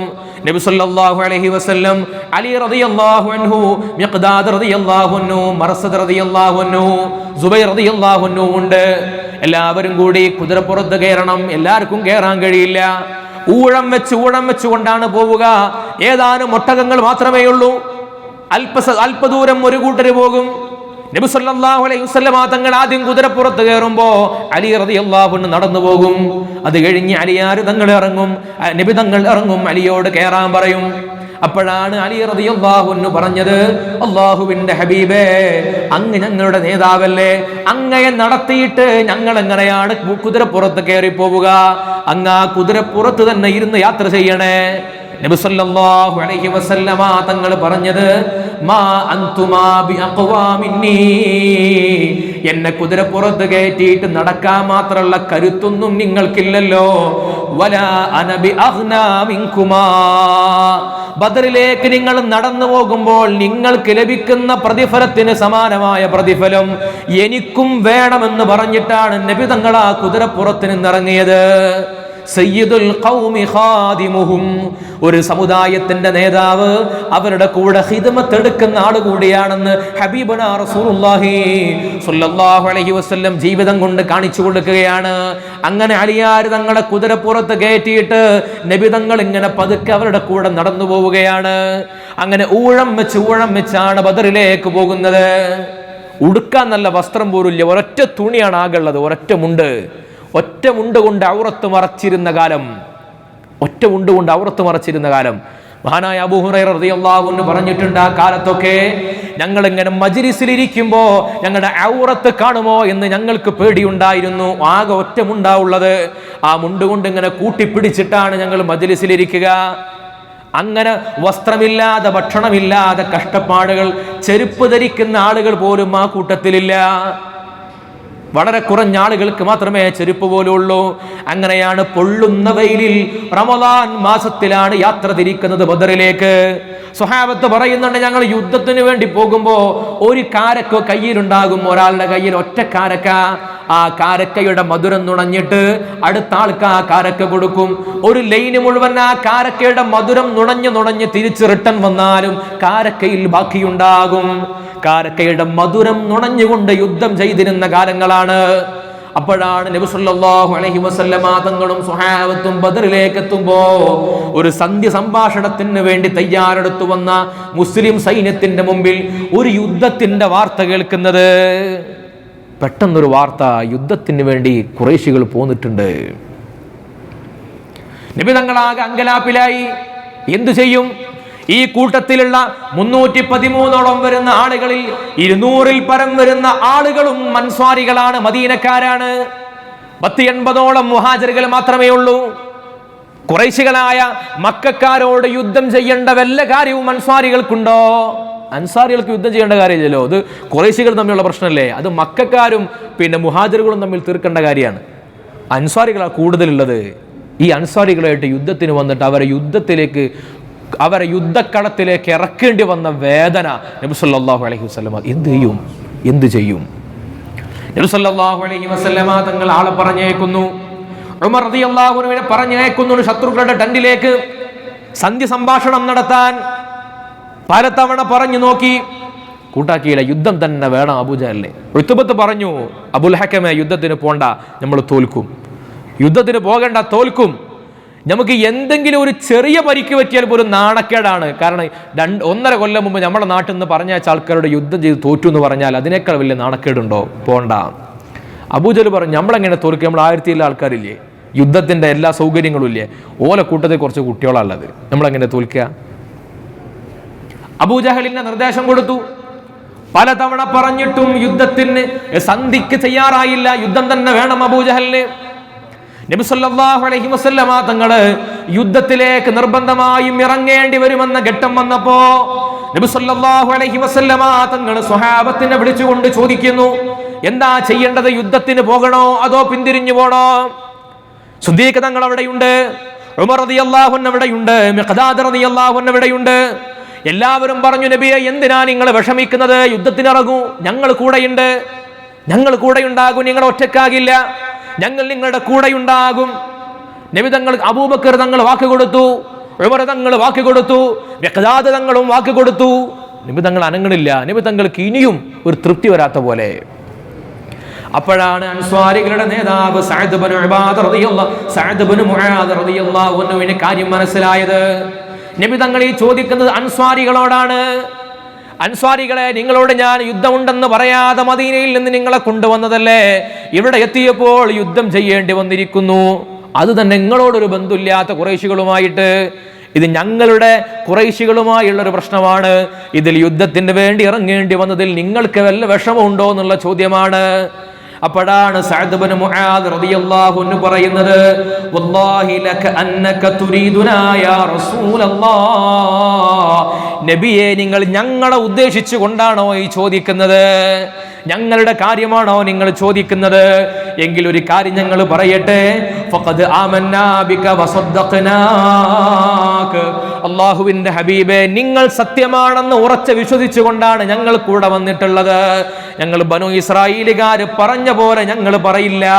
ബനു ഇസ്രായേലുകാർ മൂസാ നബിയോട് പറഞ്ഞില്ലേ, നീയും നിന്റെ റബ്ബും പോയി യുദ്ധം ചെയ്തോ, ഇന്നാ ഹാഹുനാ ഖാഇദൂൻ, ഞങ്ങൾ ഇവിടെ ഇരുന്നോളാന്ന് പറഞ്ഞില്ലേ, അതുപോലെയുള്ള വർത്തമാനം ഞങ്ങൾ പറയില്ല. അതുകൊണ്ട് നബിയെ, ഇവിടെ ഒരു സമുദ്രമുണ്ടെങ്കിൽ, ഒരു ആഴക്കടൽ ഇവിടെയുണ്ടെങ്കിൽ, ആ കടലിലേക്ക് അങ്ങ് ഇറങ്ങുകയാണെങ്കിൽ നിങ്ങളുടെ കൂടെ ഒരു വിമ്മിഷ്ടവും കൂടാതെ ഇറങ്ങാൻ മദീനയിൽ അൻസാറുകൾ ഉണ്ടാകും നബിയെ. യാ റസൂലല്ലാഹ്, നിങ്ങൾ മുമ്പോട്ട് ഇറങ്ങിക്കോളൂ, കൂടെ ഞങ്ങളുണ്ട് നബിയെ സല്ലല്ലാഹു അലൈഹി വസല്ലം. ഫസിർനാ അലാ ബറകത്തില്ലാഹ്, അള്ളാന്റെ പേരിൽ നിങ്ങൾ നടന്നോളൂ, ഞങ്ങൾ ഇതാ കൂടെയുണ്ട്. അപ്പോഴാണ് നബി തങ്ങളുടെ മുഖം പ്രകാശിച്ചു പോയത്. നബി തങ്ങൾ അപ്പോഴാ പറഞ്ഞത്, സീറൂ അബ്ശിറൂ, എന്നാൽ വരൂ നമുക്ക് പോകാം. മനോവ്യതയിലിരുന്ന ഹബീബിന്റെ മുഖത്ത് പ്രകാശം വിരിഞ്ഞ പോലെയായി. ഇബ്നു മസ്ഊദ് റളിയല്ലാഹു അൻഹു പറഞ്ഞൊരു വാക്കുണ്ട്, അന്ന് സഅദ് ഇബ്നു മുആദ് റളിയല്ലാഹു അൻഹു അല്ലാഹുവിന്റെ ഹബീബിനെ സന്തോഷിപ്പിച്ച പോലെ ജീവിതത്തിൽ ഒരിക്കലെങ്കിലും ഞങ്ങൾക്കൊന്ന് സന്തോഷിപ്പിക്കാൻ കഴിഞ്ഞെങ്കിലെന്ന് ഞങ്ങളൊക്കെ പലതവണ ആലോചിച്ചിട്ടുള്ള കാര്യമാണ്. അത്ര ഇഷ്ടമായി നബി തങ്ങൾക്ക് ആ വാക്ക്. ആ ധൈര്യത്തിലുണ്ട് ഇറങ്ങുകയാണ്, യുദ്ധത്തിലേക്ക് ഇറങ്ങുകയാണ്.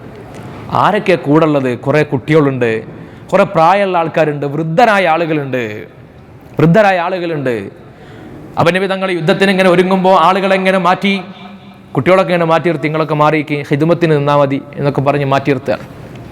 അപ്പോഴാണ് കൂട്ടത്തിലുണ്ടായിരുന്ന ഉമൈർ ഇബ്നുൽ ഹുമാം റളിയല്ലാഹു അൻഹു. ഉമൈർ ഇബ്നുൽ ഹുമാം ഒരു 10-16 വയസ്സുള്ള ചെറുപ്പക്കാരനാണ്, കുട്ടിയാണ്. ഉമൈറിനെ മാറ്റി നിർത്തിയപ്പോൾ പറഞ്ഞു, അള്ളാന്റെ ഹബീബെ എന്നെ മാറ്റി നിർത്തരുത്, എനിക്ക് കരുത്തുണ്ട്, യുദ്ധത്തിന് ശേഷിയുണ്ട്, വേണമെങ്കിൽ ഈ കൂട്ടത്തിലുള്ള ആരെങ്കിലും വിളിച്ചോളൂ, ഞാൻ യുദ്ധം ചെയ്ത് കാണിച്ചു തരാം, എന്നെ മാറ്റി നിർത്തരുത്, എനിക്ക് യുദ്ധം ചെയ്യണം. അവസാനം ഉമൈറിന്റെ വാശിയിൽ നബി തങ്ങൾ സമ്മതിച്ചു. ഉമൈർ ഇബ്നുൽ ഹുമാം റളിയല്ലാഹു അൻഹു യുദ്ധക്കളത്തിലേക്ക് ഇറങ്ങാൻ തയ്യാറായിട്ടിരുന്നു. നബി സല്ലല്ലാഹു അലൈഹി വസല്ലമ തങ്ങൾ യുദ്ധത്തിന് വേണ്ടി ഇറങ്ങുന്ന സമയത്ത് നബി തങ്ങൾ നടത്തിയൊരു ദുആയുടെ ടണ്ടിലേക്ക് കയറിയിട്ട്, അല്ലാഹുമ്മ ഇന്നകും ഇന്നഹും ഉറാത്തും ഫക്സുഹും, അല്ലാഹുവേ എന്റെ കൂടെ നിൽക്കുന്ന ഈ ആളുകള് അവർ നഗ്നരാണ്, അവർക്ക് ഉടുക്കാൻ വസ്ത്രം പോലും ഇല്ലാതെയാണ് കൂടെ വന്നിട്ടുള്ളത്. ഫക്സുഹും യാ റസൂലല്ലാഹ്, ഇവിടെ നിന്ന് മടങ്ങി പോകുന്ന സമയത്ത് അവർക്ക് ഇനി വസ്ത്രം നൽകണേ അല്ലാഹ്. അല്ലാഹുമ്മ ഇന്നഹും ഉറാത്ത്, ഞങ്ങളുടെ കൂടെയുള്ള ആളുകളിൽ നഗ്നപാതരായ ആളുകൾ ഞങ്ങളുടെ കൂടെയുണ്ട്. ഇന്നഹും ഹുഫാത്ത്, ചെരുപ്പിടാത്ത ആളുകൾ ഞങ്ങളുടെ കൂടെയുണ്ട്. വിശപ്പുള്ള ആളുകൾ ഞങ്ങളുടെ കൂടെയുണ്ട്. അല്ലാഹുവേ അവർക്ക് വിശപ്പടക്കാനുള്ള വിഭവം നൽകണേ അല്ലാ, അവർക്ക് ചെരുപ്പിടാനുള്ള സൗകര്യം കൊടുക്കണേ അല്ലാ എന്ന് പറഞ്ഞ് പൊട്ടി പൊട്ടി കരഞ്ഞിട്ടാണ് അല്ലാഹുവിന്റെ ഹബീബ് പടച്ചറബിനോട് ഒരു തർക്കം പോലെ പറഞ്ഞത്, അല്ലാഹുമ്മ ഇൻ തുഹ്ലിക ഹാദിഹിൽ ഇസ്വാബ, ഈ കൊച്ചു സംഘത്തെ നീ നശിപ്പിച്ചാൽ ലൻ തുഅബദ ഫിൽ അർദി അബദാ, ഇനി ഒരിക്കലും റബ്ബേ നിന്നെ ഇബാദത്ത് ചെയ്യാൻ ഭൂമിയിൽ ഒരാൾ പോലും ഉണ്ടാകില്ല. അതൊരു വർത്താനാണ്. ഇതുകൂടി പറഞ്ഞപ്പോഴാണ് സിദ്ദീഖ് തങ്ങള് നബി തങ്ങളുടെ വസ്ത്രം പിടിച്ചിട്ട് പറഞ്ഞു, മതി നബിയെ, ഇനി നിങ്ങൾ ദ്വാരക്കരുത്. നബി സല്ലല്ലാഹു അലൈഹി വസല്ലമ തങ്ങളുടെ ആ സന്ദർഭത്തില് ദുആ, ഒരു നിസ്സഹായതയുടെ ദുആ സിദ്ദീഖ് തങ്ങൾ പിടിച്ചിട്ട് പറഞ്ഞു, നബി ഇനി നിങ്ങൾ പറയരുത്. നബി സല്ലല്ലാഹു അലൈഹി വസല്ലമ തങ്ങൾ അവിടെ നിന്ന് ഇറങ്ങി വരുന്നു. എന്നിട്ട് സ്വഹാബത്തിന് നിർദ്ദേശം കൊടുക്കുന്നു. സ്വഹാബത്തിനോട് പറയുന്നു, വസാരിഉ ഇലാ മഗ്ഫിറത്തിൻ മിർ റബ്ബിക്കും വജന്നത്തിൻ അർദുഹസ് സമാവാതു വൽ അർദ്, ആകാശഭൂമികളുടെ വിസ്താരമുള്ള സ്വർഗ്ഗം നിങ്ങൾക്ക് വേണോ? ആകാശഭൂമികളുടെ വിസ്താരമുള്ള സ്വർഗ്ഗം നിങ്ങൾക്ക് വേണോ എങ്കിൽ യുദ്ധക്കളത്തിലേക്ക് ഇറങ്ങുക. അപ്പോഴാണ് ഉമർ റളിയല്ലാഹു അൻഹു ഒരു കാരക്കങ്ങനെ കൈ പിടിച്ചിട്ട്, നോമ്പറക്കാനുള്ള കാരക്കങ്ങനെ കൈ പിടിച്ചിരിക്കുക, ഇതുപോലൊരു ദിവസമല്ലേ, ഇന്നത്തെ നോമ്പ് തുറക്കുള്ള കാരക്കയും കയ്യിൽ പിടിച്ച് വയലിങ്ങനെ കേൾക്കുകയാണ്. അപ്പോഴാണ് അല്ലാഹുവിന്റെ ഹബീബ് പറഞ്ഞത്, ആകാശഭൂമികളുടെ വിസ്താരമുള്ള സ്വർഗം നിങ്ങൾക്ക് ഒരുക്കിയിട്ടുണ്ട്. ഉമർ തങ്ങൾ ചോദിച്ചു, ജന്നത്തുൻ അർദുഹു സമാവാതു വൽ അർദ്, ആകാശഭൂമിയുടെ വലിപ്പമുള്ള സ്വർഗ്ഗ പടച്ചോൻ ഹബീബേ? അതെ, ആകാശഭൂമിയുടെ വിസ്താരമുള്ള സ്വർഗമുണ്ട്. ആ കാരക്കയിലേക്ക് ഇങ്ങനെ നോക്കിയിട്ട് പറഞ്ഞു, ഞാൻ എന്തൊരു മണ്ടനാണ്, എന്റെ സ്വർഗത്തിന് പകരമായി കാരക്കയിൽ പ്രതീക്ഷ വെച്ച് കാത്തിരിക്കുകയാണോ എന്ന് പറഞ്ഞ് ആ കാരക്കയും വലിച്ചെറിഞ്ഞിട്ടാണ് യുദ്ധക്കളത്തിലേക്ക് ഇറങ്ങിയത് മഹാനായ ഉമൈർ ഇബ്നുൽ ഹുമാം റളിയല്ലാഹു അൻഹു. ആ 16 വയസ്സുള്ള ചെറുപ്പക്കാരനാണ് യുദ്ധക്കളത്തിലേക്ക് ഇറങ്ങിയിട്ട് ബദറിൽ ഷഹീദായ 14 പേരിലെ 14 ശുഹദാക്കളുടെ പേരും എഴുതി വെച്ച കൂട്ടത്തില് ഇന്നും ആ ഫലകത്തിൽ നിങ്ങൾക്ക് കാണാം ഉമൈർ ഇബ്നുൽ ഹുമാമിന്റെ പേര്. 16 വയസ്സുള്ള ചെറുപ്പക്കാരനാണ്. അല്ലാഹുവിന്റെ ഹബീബിന്റെ വാക്ക് കേട്ടിട്ട് ആകാശഭൂമികളുടെ വിസ്തൃതിയുള്ള സ്വർഗം തേടിപ്പോയതാണ് ബദറിലേക്ക്. അള്ളാഹു വരെ കണ്ടുമുട്ടാൻ തൗഫീഖ് നൽകട്ടെ. ആ ബദറിലേക്ക് ഇറങ്ങുന്ന സമയത്ത് അല്ലേ, ചരിത്രത്തിൽ ആകെ 313 ആൾക്കാർ അവിടെ ഉള്ളത്. അവിടെയാണെങ്കിലും ആയിരക്കണക്കിന് ആളുകൾ, 1000-ൽ പരം വരുന്ന ആളുകൾ അവിടെ ഉണ്ട്.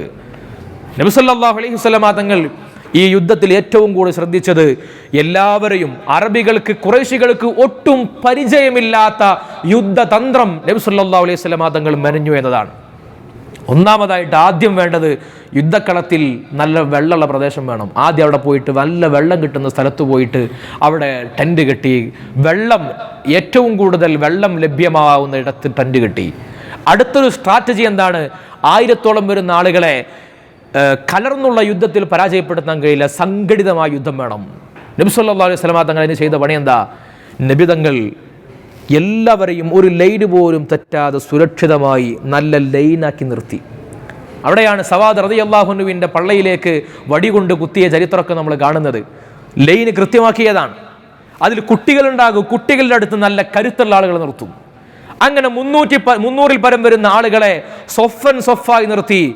ഇതൊരിക്കലും ശത്രുക്കൾ പ്രതീക്ഷിക്കാത്തൊരു കാര്യമായിരുന്നു. ഇതൊരു കൂട്ടമായ ഒരു അറ്റാക്ക് ഉണ്ടായതുകൊണ്ട് അത് ശത്രുക്കൾക്ക് ആദ്യഘട്ടത്തിൽ തന്നെ ഖുറൈശികൾക്ക് അവരുടെ നില കൈവിട്ടുപോയി. ഇതുവരെ പരിചയമില്ലാത്ത യുദ്ധതന്ത്രങ്ങൾ ആവിഷ്കരിക്കപ്പെട്ടു. നബി സല്ലല്ലാഹു അലൈഹി വസല്ലം തങ്ങൾ സ്വഹാബത്തിന് നിർദ്ദേശം കൊടുത്തിട്ട് പോവാണ്. അപ്പോഴും 2 ഭാഗത്തും ടെന്റ് ഇങ്ങനെ കെട്ടിയിട്ടുണ്ട്. മുസ്ലിങ്ങളുടെ ടെന്റ് ഒരു ഭാഗത്ത്, അപ്പുറത്ത് ശത്രുക്കളുടെ ടെന്റ് ഉണ്ട്. ഇവിടുന്ന് അവിടേക്ക് ആളുകൾ പോകും രാത്രി. എന്താണ് അവരിൽ എത്ര ആളുണ്ട്, അവരുടെ തന്ത്രങ്ങൾ എന്താണ് എന്നൊക്കെ പരിശോധിക്കാൻ അവിടെ ഇങ്ങോട്ടും ആൾ വരും. പക്ഷെ നബി തങ്ങളുടെ കൂടെയുള്ള സ്വഹാബത്തിന്റെ പ്രത്യേകത, മരിക്കുമെന്ന് ഉറപ്പിച്ചിട്ടാണ് അവർ യുദ്ധക്കളത്തിലേക്ക് ഇറങ്ങുന്നത്. മരണം കയ്യിൽ പിടിച്ചുകൊണ്ടാണ് പോകുന്നത്. ഞാൻ എൻ്റെ കുടുംബത്തിലേക്ക് മടങ്ങി വരുമെന്നൊരു പ്രതീക്ഷയും ഒരു സ്വഹാബിക്കുമില്ല. ഞങ്ങൾ മരിക്കാൻ റെഡിയാണെന്ന് പറഞ്ഞിട്ട് വരികയാണ്. മഹാനായ സഅദ് റളിയല്ലാഹു അൻഹു നബി സല്ലല്ലാഹു അലൈഹി വസല്ലമ തങ്ങളോട് പറയുന്ന ഒരു വാക്ക്, ഓരോ യുദ്ധങ്ങളും യുദ്ധത്തിന്റെ കഥകളിൽ നമ്മൾ കാണുന്നത് ഹബീബിനോടുള്ള സ്വഹാബത്തിന്റെ മഹബത്തിന്റെ അടയാളങ്ങളാണ്. അതെല്ലാ യുദ്ധത്തിലും കാണാം. ബദറിലും നമ്മളത് കാണുന്നുണ്ട്, ഉഹദിൽ ധാരാളം അത് കാണാനുണ്ട്.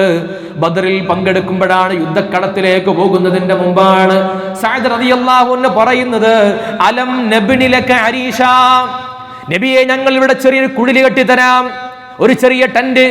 നിങ്ങൾ ആ ടെന്റിൽ വിശ്രമിക്കണം, നിങ്ങൾ പുറത്തിറങ്ങരുത്.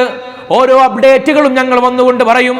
ആരൊക്കെ മരിച്ചു, എന്താണ് ഇപ്പോഴത്തെ സ്റ്റാറ്റസ്, എന്താണ്, ഇനി എത്ര പേര് ബാക്കിയുണ്ട്.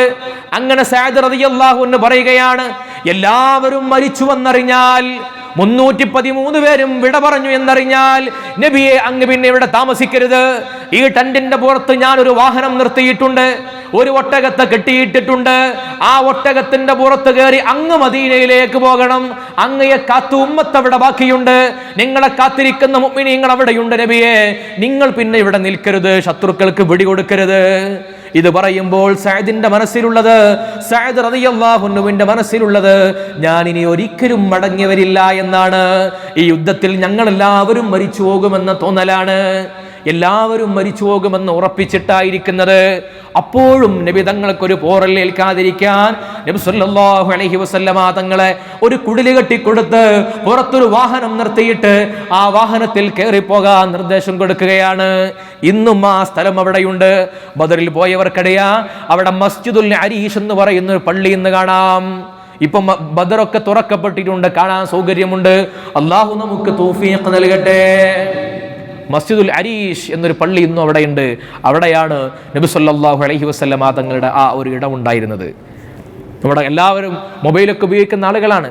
ഗസ്വത്ത് ബദറിന്റെ ഖരീത്ത, അതിൻ്റെ മാപ്പ് നിങ്ങൾ സെർച്ച് ചെയ്താൽ നിങ്ങൾക്ക് കാണാൻ കഴിയും. ആ യുദ്ധം നടന്നതിൻ്റെ ഒരു പിക്ചർ കാണാൻ കഴിയും. എവിടെയായിരുന്നു കുളം, എവിടെയായിരുന്നു ആ പള്ളി, രണ്ട് ശത്രുക്കൾ എവിടെയാണ് നിന്നിരുന്നത്, ടെൻ്റ് എവിടെയാണ്, തുടങ്ങിയ കാര്യങ്ങളൊക്കെ കൃത്യമായിട്ട് നമുക്കിങ്ങനെ പിക്ചറിലൂടെ മനസ്സിലാക്കാൻ കഴിയുന്ന സൗകര്യങ്ങളുണ്ട്.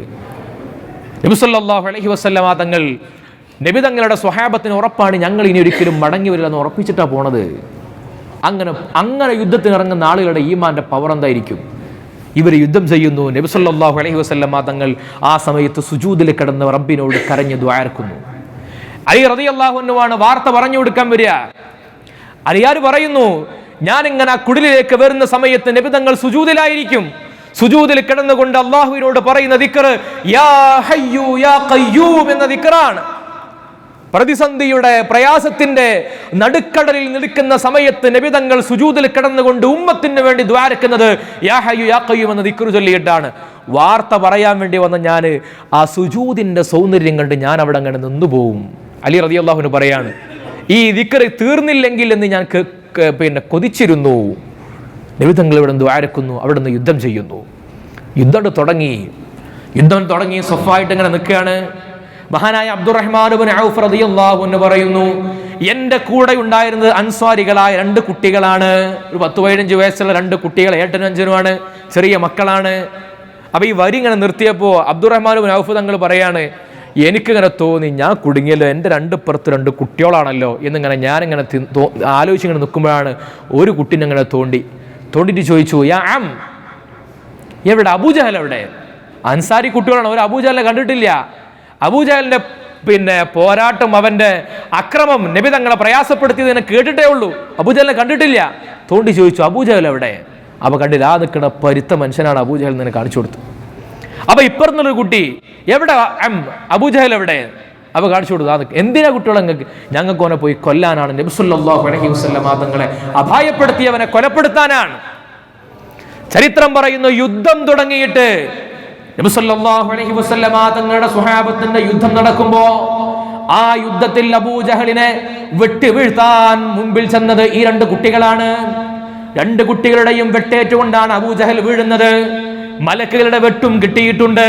2 പേരും അബൂജഹലിനെ വെട്ടി വീഴ്ത്തിയിട്ട് അബൂജഹലിനെ കൊലപ്പെടുത്തി എന്ന് പറഞ്ഞ് വാള് പിടിച്ചിട്ട് ചെന്നു ഇലാ ഹദറത്തി റസൂലില്ലാഹ് സല്ലല്ലാഹു അലൈഹി വസല്ലമ തങ്ങളുടെ ഹദറത്തിലേക്ക് ആവേശത്തോടെ ഈ കുട്ടികൾ ചെന്നുകൊണ്ട് പറഞ്ഞു, നബിയേ, ഞാനാണ് അബൂജഹലിനെ കൊലപ്പെടുത്തിയത്, ഇതാ വാളിതാ. 2 കുട്ടികളും പറഞ്ഞു, 2 കുട്ടികളും തർക്കിച്ചു. 2 കുട്ടികളും തർക്കിച്ചു. അപ്പൊ നബി തങ്ങൾ 2 വാളും ഇങ്ങനെ നോക്കിയിട്ട് പറഞ്ഞു, ഒരുത്തന്റെ വാളിന്റെ ചോര കണ്ടിട്ട് പറഞ്ഞു, ഇതാണ് അബുൽ ഹക്കമിന്റെ ചോര, ഇതാണ് അബൂജഹലിന്റെ ചോര, നീയാണ് അബൂജഹലിനെ കൊന്നത്. അതോടുകൂടി ഓരോ തർക്കം തീർന്നു എന്നാണ്. ആരാ അബൂജഹല്? അബൂജഹലിനെ കണ്ടാൽ പോലും പേടിയാവും. കണ്ടാൽ പേടിക്കുന്ന അബൂജഹലിനെ ഏറ്റവും സൈന്യത്തിലെ ഏറ്റവും ചെറിയ കുട്ടികളെ കൊണ്ട് കൊലപ്പെടുത്തിയ ഹക്കീമാണ് അല്ലാഹു ലാ ഇലാഹ ഇല്ലാഹു. അബൂജഹലിന്റെ അഹന്തക്ക് അറുതി വന്ന ദിവസമാണ്.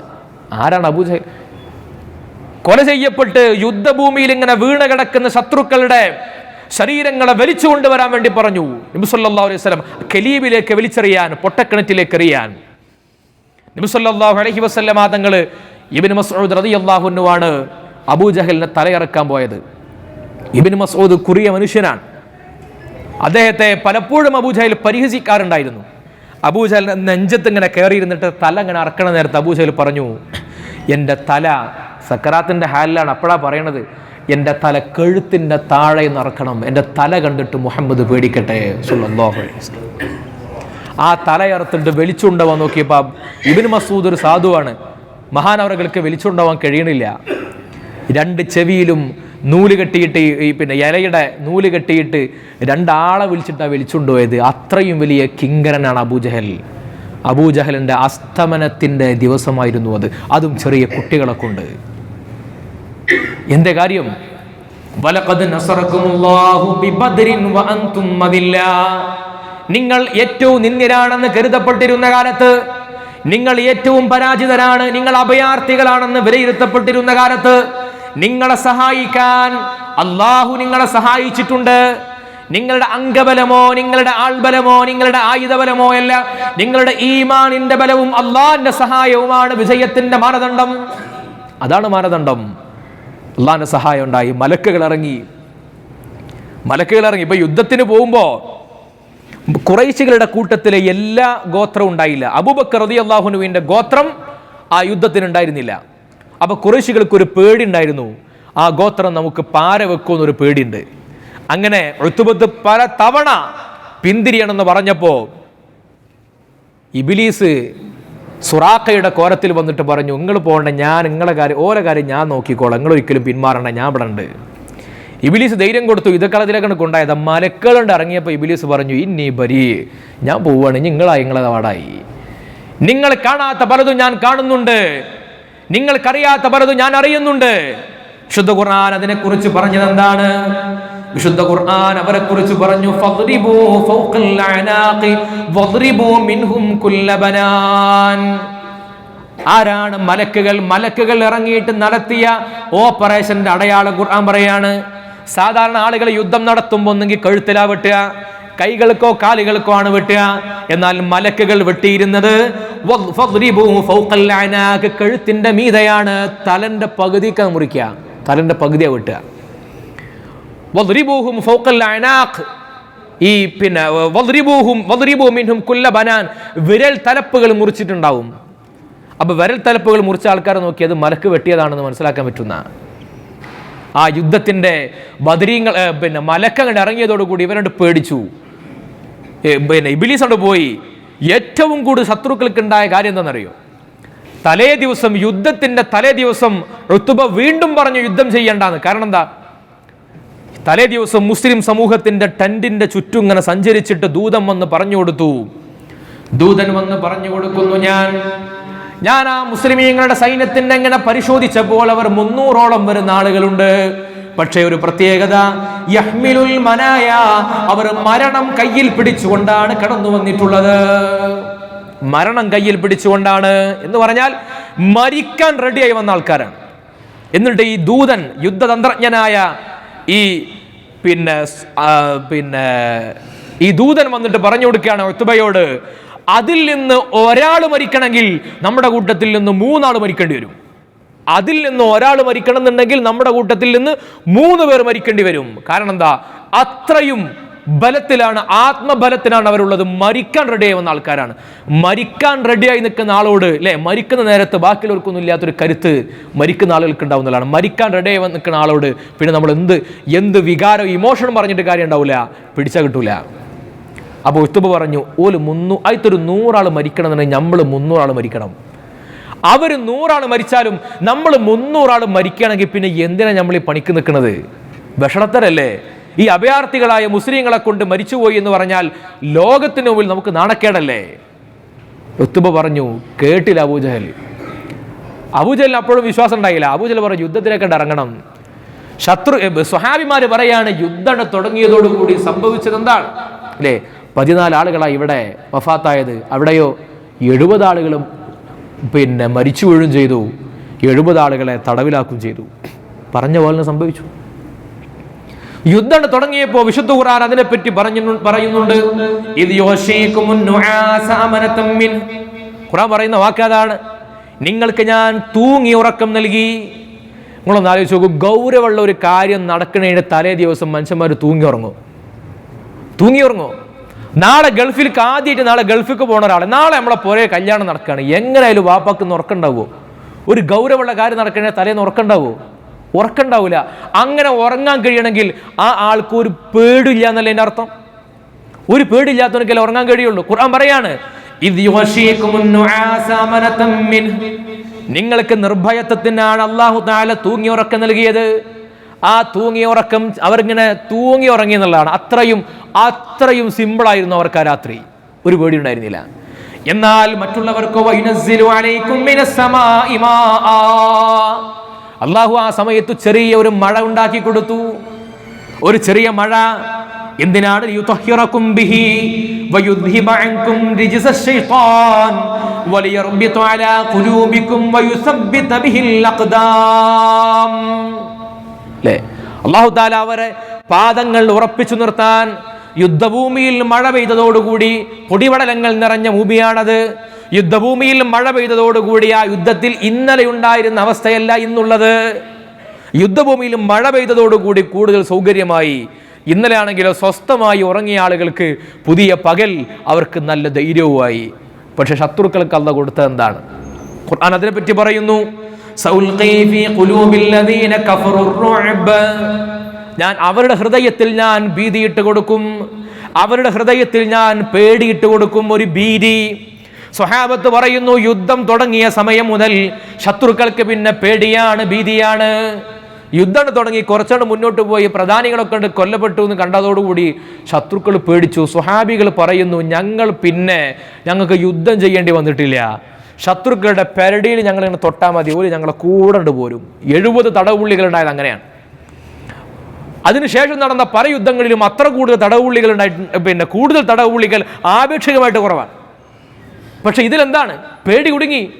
ശത്രുക്കളെ കണ്ടാൽ ഒരു മുസ്ലിമിനെ കണ്ട് ഇങ്ങനെ തോളത്തൊന്ന് തോണ്ടിയാൽ കൂടെ പോരും. അങ്ങനെ റുഅബ്, ഭീതി ഉണ്ടാക്കി കൊടുത്തു.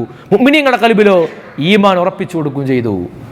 ശത്രുക്കളുടെ ഹൃദയത്തിലേക്ക് അല്ലാഹു ഭീതിയിട്ട് കൊടുത്തതോടുകൂടി മുസ്ലിമീങ്ങളായ ആളുകൾക്ക് കൂടുതൽ എളുപ്പമായി. ശത്രുക്കളൊക്കെ ഇങ്ങോട്ട് വന്നു. വളരെ പെട്ടെന്നാണ് യുദ്ധത്തിന്റെ പര്യവസാനം ഉണ്ടായത്. യുദ്ധം അവസാനിച്ചു എന്ന് പറഞ്ഞാൽ ബദർ യുദ്ധത്തിന്റെ സമാപനം എന്ന് പറയുന്നത് ഒരു ചെറിയ കാര്യമല്ല. ആരൊക്കെയാണ് ചത്തുമലർന്ന് കിടക്കുന്നത്? ഉത്തുബത്തുണ്ട്, ഷൈബത്തുണ്ട്, വലീദുണ്ട്, വമ്പന്മാരൊക്കെ ഉണ്ട്, അബൂജഹൽ അടക്കമുള്ള ആളുകൾ, 10-70 ആളുകൾ, ഖുറൈശികളുടെ വൻ താരനിരയാണ് മരിച്ചു കിടക്കുന്നത്. ഈ വാർത്ത പറഞ്ഞു ലോകത്താകമാനം വാർത്ത പറഞ്ഞു. അന്നത്തെ ഖുറൈശിപ്പട, ഇന്നത്തെ അമേരിക്ക എന്ന് വിലയിരുത്തപ്പെടാൻ പറ്റുന്ന ഖുറൈശികള്, ആ ഖുറൈശികളെയാണ് സാധുക്കളായ മുസ്ലിമീങ്ങൾ പരാജയപ്പെടുത്തിയിട്ടുള്ളത്. അതുകൊണ്ട് മുസ്ലിമീങ്ങളെ ഇനി കരുതിയിരിക്കണമെന്ന ആലോചന വന്നു.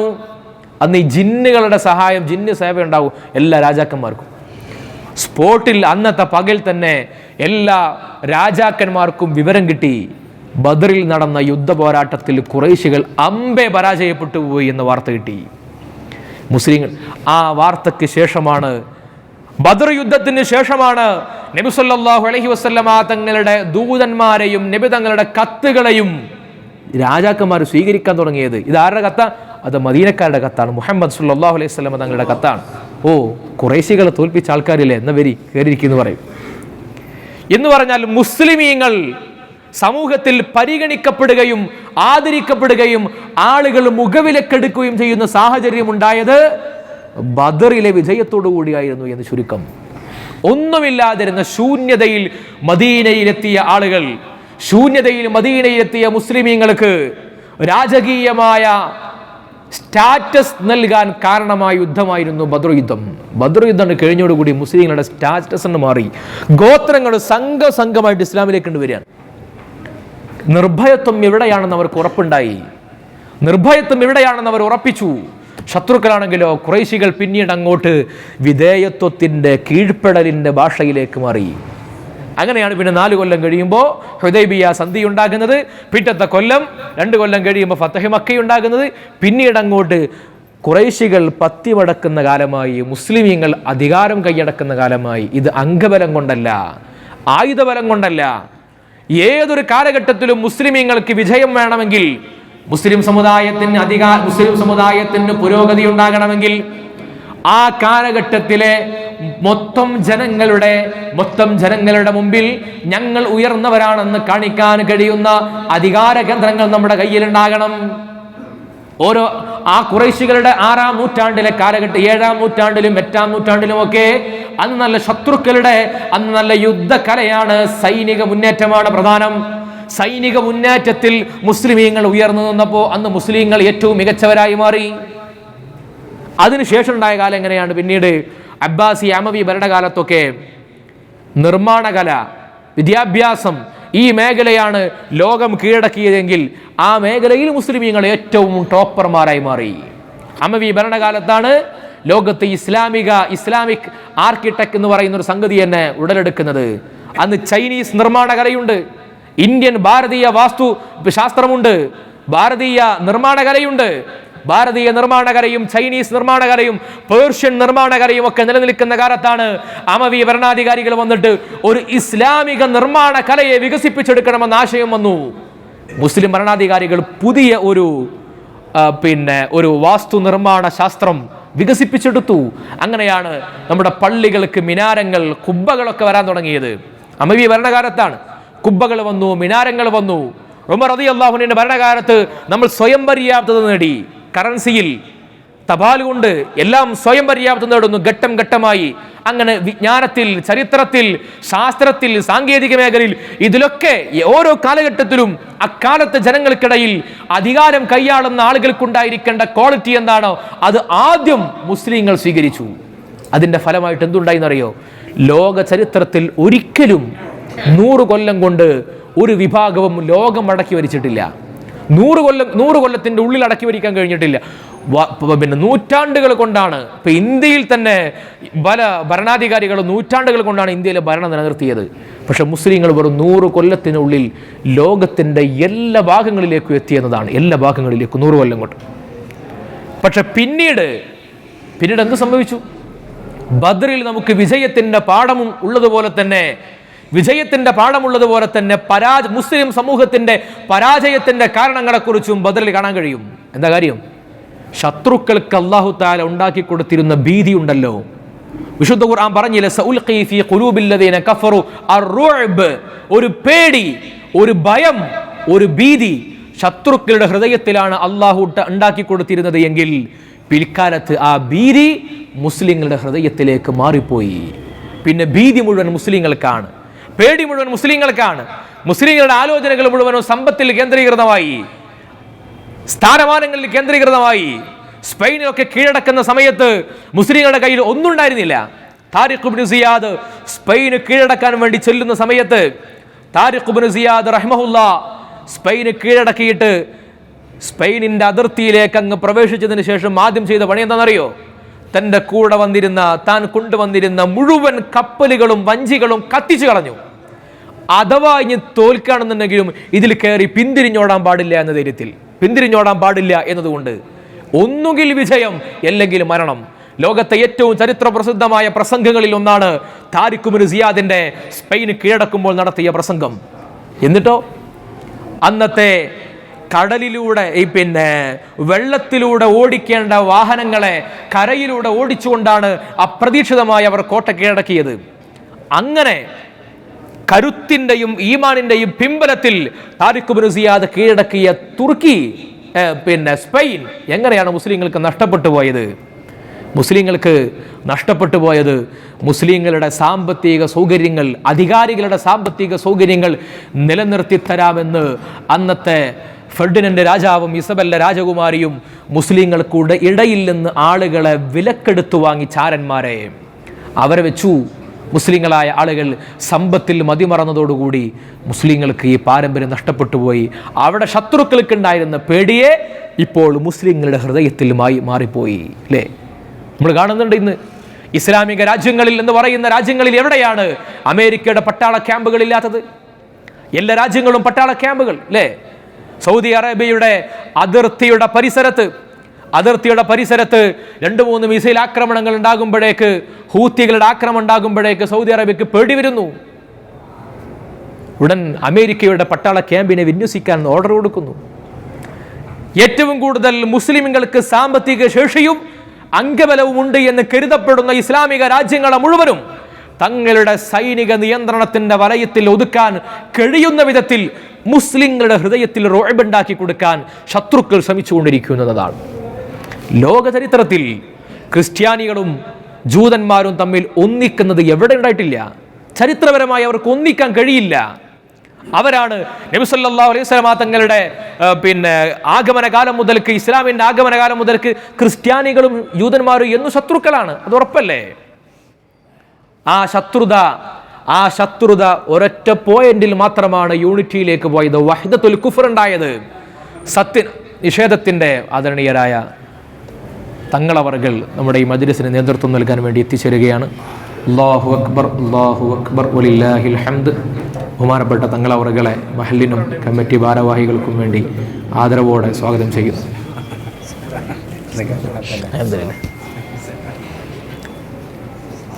ഞാൻ അവസാനിപ്പിക്കുകയാണ്. നമുക്ക് മജ്‌ലിസിലേക്ക് പ്രവേശിക്കണം. പറഞ്ഞു വന്ന കാര്യം ഇതാണ്. മുസ്ലിം സമൂഹത്തിനുണ്ടായിരുന്ന ആ ഭീതിയെ മുസ്ലിം സമൂഹത്തിൻ്റെ ഉള്ളിലേക്ക് ഇട്ടുകൊടുക്കുന്നതിൽ മറ്റുള്ളവർ വിജയിച്ചു എന്ന ഒറ്റ കാരണം കൊണ്ടാണ് നമ്മുടെ പരാജയത്തിൻ്റെ തുടക്കങ്ങൾ എല്ലാം അവിടെയാണ്. ഇസ്രായേലിൻ്റെ പ്രവേശനം നിഷേധിക്കപ്പെട്ടിരുന്ന ഇസ്ലാമിക രാജ്യങ്ങളുടെ ചിത്രം മാറി ഇസ്രായേലിൻ്റെ വിമാനങ്ങളെയും ഇസ്രായേലിൻ്റെ ആളുകളെയും ഒരുമിച്ച് കൂട്ടിക്കൊണ്ടുവരുന്ന സാഹചര്യത്തിലേക്ക് നമ്മുടെ UAE പോലെയുള്ള രാജ്യങ്ങളൊക്കെ മാറിക്കൊണ്ടിരിക്കുന്നില്ലേ? വേദനയുള്ള കാഴ്ചകളാണ്. വഹദത്തുൽ കുഫ്ർ യോജിക്കുന്നത്, ജൂതരും നസ്രാണികളും യോജിക്കുന്നത് ഒരൊറ്റ പോയിന്റിലാണ്, ഇസ്ലാമിനെ തകർക്കണമെന്ന ഒറ്റ പോയിന്റിൽ. അതല്ലാത്ത ഒരു ഫാക്ടറും അവർ തമ്മിൽ യോജിക്കാൻ ലോകത്തില്ല. ഇന്നത്തെ കാഴ്ച എന്താണ്? അവർ തമ്മിൽ യോജിക്കുന്നു, അവർ തമ്മിൽ ഉച്ചകോടികൾ ഉണ്ടാകുന്നു, അവർ തമ്മിൽ ഒരുമിച്ചിരിക്കുന്നു. ആണെങ്കിലോ രാജ്യങ്ങൾ കഷ്ണങ്ങളായി ഒരു ഏക നേതൃത്വമില്ലാതെ ഇങ്ങനെ അലഞ്ഞുകൊണ്ടിരിക്കുന്നു. വിശുദ്ധ റമദാനിൻ്റെ ബദർ ദിനം നമ്മൾ പറയുന്നിടത്ത് നമുക്ക് ഉണ്ടാകേണ്ട ഏറ്റവും പ്രധാനപ്പെട്ട പാഠവും ഇത് തന്നെയാണ്. ശത്രുക്കളുടെ കൽബിലേക്ക് റോഴ്ബിട്ട് കൊടുക്കുന്ന രീതിയിലുള്ള ഈമാൻ നമ്മളിൽ വളർത്തിയെടുക്കാൻ നമ്മൾ പരിശ്രമിച്ചാൽ അള്ളാഹുവിൻ്റെ ഭാഗത്ത് നിന്ന് സഹായമുണ്ടാകും. കം മിൻ ഫിഅത്തിൻ ഖലീലത്തിൻ ഗലബത് ഫിഅത്തൻ കസീറത്തൻ ബിഇദ്നില്ലാഹ്. അനേകം ചെറിയ സംഘങ്ങൾ വലിയ സംഘങ്ങളെ കീഴ്പ്പെടുത്തിയിട്ടുണ്ട് ബിഇദ്നില്ലാഹ്. അള്ളാഹിൻ്റെ സഹായമുണ്ടെങ്കിൽ, അള്ളാഹിൻ്റെ സഹായം, അള്ളാഹുവിന് വേണ്ടി വഴിപ്പെട്ട് വിധേയപ്പെട്ട് എല്ലാം സമർപ്പിച്ചാൽ അള്ളാഹുവിൻ്റെ സഹായം ഉണ്ടാകും. അള്ളാഹു ഈ ബദർ നമുക്ക് കൂടുതൽ പ്രതീക്ഷയുടെ വർത്തമാനങ്ങൾ പകരുന്നതാകട്ടെ. എല്ലാ പ്രതിസന്ധികളിലും ഉമ്മത്തിന് അള്ളാഹു ഇസ്സത്ത് പ്രദാനം ചെയ്യട്ടെ. നബി സല്ലല്ലാഹു അലൈഹി വസല്ലമ തങ്ങളുടെ കൂടെ ബദരീങ്ങളോട് കൂടെ നാളെ ജന്നാത്തുൻ നഈമിൽ ഒത്തുകൂടാൻ അള്ളാഹു നമുക്കെല്ലാം തൗഫീഖ് നൽകി അനുഗ്രഹിക്കട്ടെ. നമുക്കും നമ്മുടെ തലമുറകൾക്കും ആ ബദരീങ്ങളോടുള്ള സ്മരണയെ നിലനിർത്താൻ അള്ളാഹു സഹായിക്കട്ടെ. ആമീൻ യാ റബ്ബൽ ആലമീൻ. ഉസീക്കും ബിദ്ദുആ. അസ്സലാമു അലൈക്കും വറഹ്മത്തുള്ളാഹി വബറകാതുഹു.